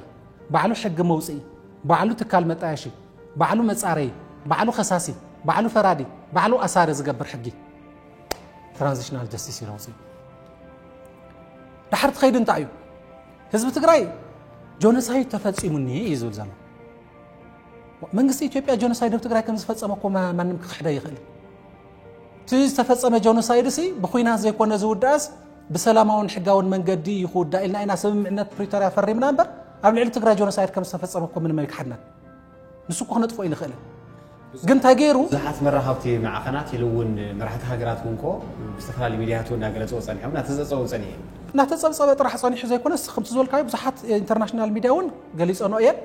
وا نا يو ان هيومن رايتس كونسل اكري زبحال حدا كوميشن اطايشو هون اصاري وين اي تግራይ كلتا ريبورت اوتي اب تግራይ بقى تا جونوسايد تبل قال بقال يلا نوسانه سلا زخنتنا يموداتا جونوسايد تفصيمون مبال زخول كلهم نغرات افتم عالم لخصم معناتات حقتات استقمط كلهم ግን كم استفصموا اريهم الله كلتا ريبورت اوتي ترباريو منግስት ኢትዮጵያ اب تግራይ مزنورو ناتو وكلتهم حزب مسؤول صار مسؤول ترباريو اطفي ولا زي تاسم تا تطايش زنور كوميشن افري سمو توم ريبورت ግን ወጽም ناي ديليفرون تغيرام يمنا زملكت اكل توهيبهم يم بزخونه نافتا زلعلك يحط خملس تا ترانزيشنال جاستيس بزا منقد زيا بيناو بزخونه منقدي وسيدو صحفو صحوا كوميشن كطايش فتح مينستر اساينمنت يولو تايخ قبر حسيو ابل عليو تحتات الناس زرغاغص ፍትሒ ዲ ክረጋገጽ ደልዩ ዘሎስ ወይ ጆኖሳይድ ናብ ትግራይ ክግልብጥ ይደልዩ ዘሎ ተሓቂ ጆኖሳይድ ትግራይ መሪሕነት ትግራይ ፖለቲካዊ ይኹን ወተሃደራዊ መሪሕነት ትግራይ ጆኖሳይድ ከም ዝፈጸመ ክግልብጦ ዝኽእል መንገዲ እዩ ዘሎ እዚኣ ንምርኣይ ሓደ ሰባት በአዲስ አበባ ይተሓዚኦም ኣብ ቀረባ ግዜ ኣነ ሓደ ካብ ወፃእ ክመጽእ ዝተሓዘ ሰብ ሰሚዕ ኣለኹ ኣቕሪቦምሉ ዘሎ ክሲ ቱ ናብ ካልኦት ኣካላት ከቕርብዎ ዝደለዩ ክሲ እዩ ጠቕላላ ዝገርም እዩ ኣብ ልዕሊ ትግራይ ኩናት ጀኖሳይዳዊ ኩናት ተኣውጁ ጽንተት እናተፈጸመ ኣብ ዝነበረሉ እዋንስ ንሳቶም ገልቢጦም ኩሉ ገልቢጦም ታሪኽ ገልቢጦም ትኽሲ ኣብ ሰባት ኣምጽኦም ኣለዉ ማለት ስለዚ ታ ትራንዚሽናል ጀስቲስ ትበሃል ፍትሒ ናይ ምርግጋጽ መንገዲ ከምተን ካልኦት ጉዳያት ከምታ ናይ ልዕላውነት ከምታ ናይ ዲዲአር ከምታ ናይ ሕጋዊ ሰውነት ናይ ሕወሓት ከምተን ናይ ሕውየትን ዳግመ ህንጸትን ከምተን ናይ ምምላስ ተመዛበልቲ ኩለን ብኸምኣ መንገዲ በይኑ መሪሑ ባዕሉ ኣቢስ ክገበራ ብዘኽእል መንገዲ ኣብ ጫፍ ወፅሕዋ ዘሎ ማለት እዩ ስለዚ በዚ መንገዲ እዚ ፍትሒ ይረጋገጽን በዚ መንገዲ እዚ ልዕልነት ሕጊ ኣይረጋገጽን ዝብል ብተደጋጋሚ ተነጊሩ ኢኻ ትግራይ ሕወሓት ኣብ ዝገብሮም ርክባት እውን ብተደጋጋሚ እዚ ትራንዚሽናል ጀስቲስ ኣይኮነን መሰጋገር ፍትሒ ኣይኮነን ባዕልኩም ከሰስቲ ባዕልኩም ፈረድቲ ባዕልኩም ገበን ፈጸምቲ ከመይ ጌርኩም ፍትሒ ክተረጋግጹ ትኽእሉ ኣብ ሕጊ ሓደ ዝተለመደ ባህል ኣሎ ሓደ ሰብ ሲ ኣብ ናይ ባዕሉ ጉዳይ ዳኛ ይኸውንን ዝበሃል ብትግርኛ ማለት እዩ ሓደ ሰብ ኣብ ናይ ባዕሉ ጉዳይ ዳኛ ክኸውን ይኽእል በቃ ንጽህጽ ኢልካ ሳልሳይ ኣካል ክዳንየካ ብዘኽእል መንገዲ ኢኻ ትኸዶ ግን ብወገን መንግስቲ ኢትዮጵያ ትሪኦ ዘላቒ ሰላም ክመጽእ ፍትሕን ልዕልነት ሕግን ክኽበር ዝኸባቢ በቃ ካብ ኩናትን ዕግርግርን ወፂኡ ናብ ንቡር ኩነታት ክምለስ ሕገ መንግስታዊ ስርዓት ክረጋገጽ ገለታት ኣብ ዘግብር ሓዲድ ኣይኮንካ እንትረኽቦ በቃ ተን ከምዚአን ዝበላ መንገድታት እውን ናብ ዝኾነ መንገድታት እናተጠዋያ ናይ ትግራይ ጸገም ከስዕባ ብዘኽእላ መንገዲ ክመርሐን እዩ ዝደሊ ስለዚ እዚ እውን ተተሓታትነት ናብ ትግራይ ክግልበጥ ብዘኽእል መንገዲ እዩ ዝኸይድ ዘሎ ይኽእለካ ደልየ ሓደ ክልተ ናበልና ኣብቲ ናይ መወዳእታ ተበፂሕ ኣሎ ከም መወዳእታ ገረ ሒዝያ ዘለኹ ድማ ብሰንኪቲ ኣብ ልዕሊ ትግራይ ዝተኣወጀ ወራር ጽንተት ኮይናት ቁጠባ ትግራይ ተሃስዩ መሰረተ ልምዓት ዓንዮም እዮም እዚ ድማ ሰፊሕ ስራሕቲ ዳግመ ሕውየትን ህንጸትን ይጠልብ ኣብዚ ስራሕ ዘለው ስራሕቲ እንታይ ይመስሉ ኣብ ሕርሻ ኣብ ልምዓት ከተማ ፈጠራ ዕድል ስራሕ ኮታስ ኩለ መዳይ እንታይ ይመስል ናይ መወዳእታ ናስ ክንግበራ ኣይተማይ ትግራይ ንሱ ኢልካ ክድገምተ ዘይኮይኑ ሙሉእ ዝበሃል እውን ኮነ ኢልካ እውን ማሕበረ ኢኮኖሚኡ ዝዓነወ ህዝቢ እዩ ዓዲ እዩ ዘለና ንሱ ናብ ሕውየት ናብ ዳግመ ህንጸት ብዝእቱ መንገዲ ከይኸይድ ከዓ ኣብዚ ድሕሪ ስምምዕ ፕሪቶሪያ ዝነበረና ኩነታት እውን ነዚ ዝምቹ ኩነታት ኣይተፈጠረን ስለዚ ኣብታ ዘላታ ተወሲኻታ ብጸገም ዝጸንሐ እዩ ኣብ ከማና ዝበለ ኢንቴንሽናል ዝኾነ ዕንወት ዝበጽሖ ጆኖሳይድ ዝተፈጸመሉ ዓዲ ዳርጋ ዓለም ከም ሞራላዊ ሓላፍነት ኣለዎ ሕውየት ዳግመ ህንጸት ከረጋግጽ ከም ዓዲ ከዓ ኢትዮጵያ ንትግራይ ከም ህዝቡ ነተዓዲ እውን ከም ዓዱ ከም ኣካል ኢትዮጵያ ገይሩ ዝቆጽር እንተዝኸውን እውን ብስፔሻል ግራንት ብዝተፈለየ መንገዲ ኢኻ ትሕውዮ ብዝተፈለየ መንገዲ ብንውር መንገዲ ዘይኮነስ ዝተፈለየ ጉድኣት ዝበጽሖ እንድዩ ዝተፈለየ መሕወይ መንገዲ ኢኻ ትጥቀም ግን እቲ ኩነታት ከምኡ ኣይኮነን ዓለም ለኸ ትካላት ዝገብርዎ ጻዕርታት ኣሎ ዩኤን ኤጀንሲስ ዋላ ናይ ዩኤን ኤጀንሲስ ዘይኮኑ ዝተፈላለዩ ግብረሰናይ ትካላት ኣብ ትግራይ ማሕበረ ኢኮኖሚ ጸገማት ንምፍታሕ ዋላ ንምህናጽ ይኹን ቶም ዘለው ማሕበራዊ ጸገማት ንምፍታሕ ዝግበር ዓበይቲ ጻዕርታት ኣሎ ኣብ ተመዛበልቲ ኣብ ትምህርቲ ኣብ ጥዕና ኣብ ሕርሻ ኣብ ከተማ ዝተፈላለዩ ጉዳያት ዝግበር ጻዕርታት ኣሎ ጊዜያዊ ምምሕዳር ትግራይ እውን ታዝርከባ ካብ ለገስቲ ኣካላት ዝርከብ ይኹን ካብ ትኽልል ሞብላይ ዝግበር ዓቕሚ ይኹን ብወገን ፌደራል መንግስቲ ስኢላ ብስሩዕ መንገዲ ትወሃበካ በጀት ናብ ሓደ ማእኸል ብምእታው ዝግበር ስራሕቲ ኣሎ ከም ውጽኢቱ ከዓ ማለት ዝረአዩ ነገራት ኣለዉ ሓቂ ንምዝራብ ንኣብነት ኣብ ትምህርቲ ሕዚ እውን ማለት ኣብ ናይ 2017 ታሪኻ 1.2 ሚልዮን ህፃናት ኣብ ትምህርቲ ኣተውን ብጣዕሚ ከቢድ እዩ ብጣዕሚ ከቢድ ስቃይ እዩ እዚ ሕዚ ኮነን ትሕማቕ ነገሩ حزي كنا تسعبين وزرع حدا نتقلت مليون هتصانات نبيت مرتي خدون زلو مالت انتاي مالت مخانو نحوارو نتقراي بتعم زسكف نجاري بتعم زحزن نجاري بوجن تعنا تاريخايو تقراي موديليو نيرو أبز عدي كابل على تحتي استنا نايتعنا باكيج زلوا حبرة سب أبجن الزاب مسرات سجبرة حماماتنا يمكل خال صريت كان يمحلا ومجاج بخنا يمحياش مناور خنا يمحياش عبيت صراحتي صرح له زنا مرخ الليو بزد لدرجة ولا أبز جبوا أنا جريء صح جن كساع قطر محبر سبا صبوا زخنا مدلال استجمر الإنيرو جنوا زيكون يلو زعنا ويو تقرأي حزي أبي إثيوبيا زي رأي حماماتون زرعي لا تم إثيوبيا زرعي حماماتون بهزاوي متنهم حف يلوم زرعي لا كل اللي أخوي نازلا أبي حرشة قال تاريخها مستي ورا لو جزعتنا زت أساسر لعلي 400 هاوي ناي تقرأي مريت حرشة أب تحت وررت يصلوا تحتي 600 هاوي تقرأي تحت 50 شو عتن ولا 50 قال 100 هاوي يا تقرأي تحرس مالت نزيز خون التوتات بتعم عبيت حسرتها زلوا أيو التوتات حرشة صقم تبصحون صقم زخنة صقم تبصح بحرشاون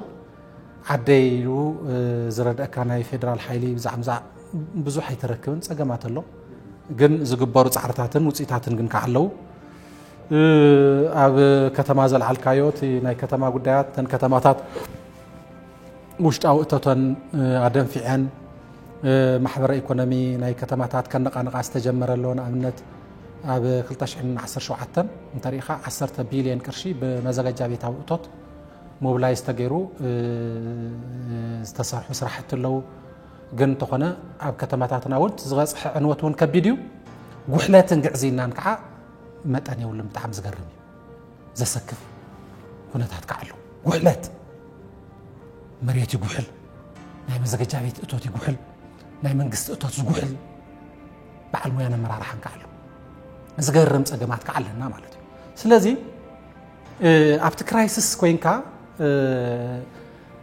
تي محبر ايكونومياوي ناي تግራይ كيدي نمحواي كولا يخلن جن ابزلو تي صقم كاو زخف خيخون حبرتسب نمدغاف نمنقسقاس ግበር ጻርታት አሉ ግን حزون وسيبلن حزون وسيبلن بتحرشا كمت زولكخا تقلف ነገር تحت عقم زخون اي ابي كوتصر زلو تمرت كمت زولكخا طحنا خمولو ناي نقد منقسقاسات تاريخا محبرسب نقدي كاب كل تشحن 13 جميرو كسع زحزوان كبيد صقم زلو ايو خمس ولا محبرسب قدم خوينات زوصدوم ناي بانك عداتات وي محيركا وي دغيفكا وي زخونه ነገር ጌርካ ናብ ኢኮኖሚያዊ መንቀስቃስ አትዩ ከሐዊ አክንድ ምግባር እተን ባንክታት አብለ ዕዳ እናቆለላ ሙሉ ሃፍቱ ከህግረሉ ዝኽእል هجيرون نيجاتيف كعتولو ناب زخل من جدي منقسقاسات تري وزي الفيدرال منقستي كفتحو عبيت سعرتات يقبر وسب النجار يلن لذي تمحبر إيكونومياوي قلولاونا يتخلل بز درجة تفتحي يخطو لا يتخلل جن بقى مس عوشت تصقم كوين كاجن استجمر صراحة الله كم تعطي زول خاب تمرتس عب تعنا عب حرشة عب كتماس عب نقدي عب كلهم ناي عب إندستري عب توريزم عب كله منقسقاسات كعا تسفازه نجارات ترينا نتبزناي توريزم منقسقاساتنا تاريخا بهلاون هيمانتاون بعلاتنا دمقات بزلوم منقدي مس وشتخا نحرر كون بزلوم منقدي كخبروا ايكونومياون محبراون ربحاتات كمصو زغبر منقسقاس تري اندستريتاتنا وزح عنيو زعنو اندستريتات نايت امت يكون ناي ولق سبحات زعنو اندستريتات الله جن كاب زلوان عنوات وصين شتي منقسقاس كغبرا زغبروا دغافا صحرتات الله يجرمكا مس بزح صقماتون بزح انفستر ناي تግራይ ናብ ትግራይ መጽዩ በቃ መስዝቡ ዝኾነ ነገር ከገብር ዓበይት ጻዕርታት ኣሎ afti ቢሮክራሲ ዘሎ መሐልኻታት ከም ዘሎ ኮይኖም ንዑ ንምትባዕ ዝግበሩ ጻዕርታት ኣሎ ስለዚ ብጣዕሚ ዝርዝር ነገር ዝደል ሕቶ እንዲ ካልዕልካለ ኣብ ውሽጢ ጻገም ዘሎ ማሕበራዊ ኢኮኖሚያዊ መንቀስቃስ ግን ሰላም ተዘርከብ ተስፋ ክህብ ዝኽእል ስራሕ ክስርሕሉ ዝኽእል ዕድል ከም ዘሎ ዘመላኽት ነገር እዩ ዘሎ ኣብቲ ናይ በጀት ብዛዕም ታሪኻን መንግስቲ ንትግራይ ዝልቀቕ ትግራይ ከም ሓንቲ ንእሽተይ ኣናሳ ነገር ያ ኮይና ዘላ ብሰዓት እዚ ዝውሃባ በጀት ንርአዮ ምስ ብመንፅር ካልኦት ክልላት ዝምደብ ይትረፍዶ ፍሉይ ጉድኣት ዝበፅሖ እዩ ፍሉይ በጀት ክምደበሉ ሕዚ ትሕቲ ኣናእሽተይ ክልላት ዝኾነ ነገር እዩ ካብ ትግራይ ሞብላይ ዝግበር ሃፍቲ ግን ብጣዕሚ ዓብይ እዩ ኣብ ማዕድን በሎ ኣብ ግብሪ ትግራይ ኣብ ቀዳማ ኣብተን ቀዳሞ ዝስራዕ ሃፍቲ ንማእኸላይ መንግስቲ ኮንትሪቢዩት ትገብር ክልል እያ ብኡ ልክዕ ናብ ትግራይ ዝመፅእ ግን ብጣዕሚ ንእሽተይ ንምጉዳእ ዝተሓሰበ ንሱ ጥራሕ ኣይኮነን ኣብ ሰዓት እዚ ነዳዲ ማለት ናይ ከምዚ ንሰብ ደም ማለት እዩ ነቲ ኢኮኖሚ ንማሕበረ ኢኮኖሚ ነዳዲ ማለት ደም ናይ ማሕበረ ኢኮኖሚ ማለት እዩ ምክንያቱ ካልእ መማረፅ የለን ኣብ ትግራይ ይተረፈ ኣብ ትግራይ ኢትዮጵያ እውን ካልእ መማረፅ የለን ነዳዲ እዚ ኣብ ዝኾነሉ እዋን ትግራይ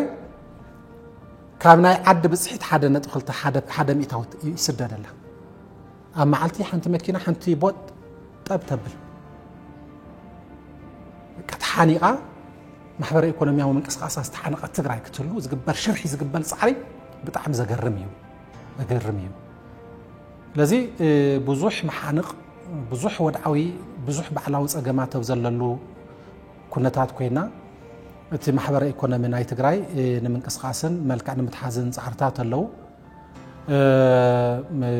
ናይ ህዝቢ ትግራይ ብሄራዊ ረብሓታት ዘረጋግፅ ሰላም ዘረጋግፅ ኩነታት ፍንቱ እናበለ እንትኸይዱ ህዝቢ ትግራይ ፃዕራም ህዝቢ ስለ ዝኾነ ልምዲ ዘለዎ ካብ ድኽነት ንምውፃእ ዘኽእል መንገዲ ዝፈልጥ ህዝቢ ስለ ዝኾነ ቀልጢፉ ክሓዊ ይኽእል እዩ ሓድሓዲኡ ዝግበር ምንቅስቃሳት ትሪኦ ተለኻ በቃ ይገርመካ ማለት ኣብዚ ህዝቢ እዚ ከምኡ ዝበለ በደልን ወፅዓን በፅሕዎ ዶ ኢልካ በቃ ንባዕልኻስ ሳይ ትገብር ማለት እዩ ከምዚ ዶ ዝኩላን ወፅዓ በፅሕዎ ዶ በዚ ደረጃ እዚ ሞራል ሓልዩ ከዓ ሳይ ገብር ተሎ የደንቐካ ማለት እዩ ስለዚ ክሓዊ ዝኽእል ህዝቢ እዩ ልዕሊ ኩሉ ሰላም እዩ ዘድልዮ ሰላሙ እንተተሓሊሉ እዚ ናይ ማሕበረ ኢኮኖሚያዊ ምንቅስቃሳት እውን ክወፅእ ዝኽእል እዩ ሕዚ ግን ምስ ፀገማቱ ብዙሕ ጉድለታት ዘለዎ እዩ ኣብ ዝርዝር ጉዳያት ብፍላይ ከም ሚድያ ኣብ ትምህርቲ ንበይና ኣብ ጥዕና ንበይና ኣብ ግዛዕና በይና ከይድኩም ተትርእይዎ ከዓ ፍንቱ ዝበለ መረዳእታታት ዝርከበሉ ማለት እዩ ዝኸበርኩም ተመልከትና ምስ ምክትል ፕሬዚደንት ግዚያዊ ምምሕዳር ትግራይ ኣይተ ኣማኒኤል ኣሰፋ እናገበርና የፀናሕና ስፍሕ ዝበለ ቃለ ምሕተት ብዙሕ ቁም ነገራት ከም ዝጨበጥኩም ተስፋ ንገብር ኣብ ካልእ ግዜ እውን ብኻሊእ ምድላው ክንራኸብ ኢና ንሕዚ ምስ ኣይተ ኣማኒኤል ዝነበርና ፃኒት ግን ኣብዚ ኢና ክንክንብቶ ኣይተ ኣማኒኤል እውን ግዜኻ ሰዊእኻ ኣብዚ ንድምፂ ወያነ ትግራይ እውን ብዝተፈላለዩ መራፅታትን ዝመሓላለፍ ዘሎ እውን ንዝሃብካና ሰፊሕ ቃለ ምሕተት ብሽም ኣድመፅትን ተኸታተልትን ሬድዮን ቴሌቭዥን ድምፂ ወያነ ትግራይ ኣዝና ነመስግነካ ክብረት ይሃበለይ ያንያላይ ድምፂ ወያነ ትግራይ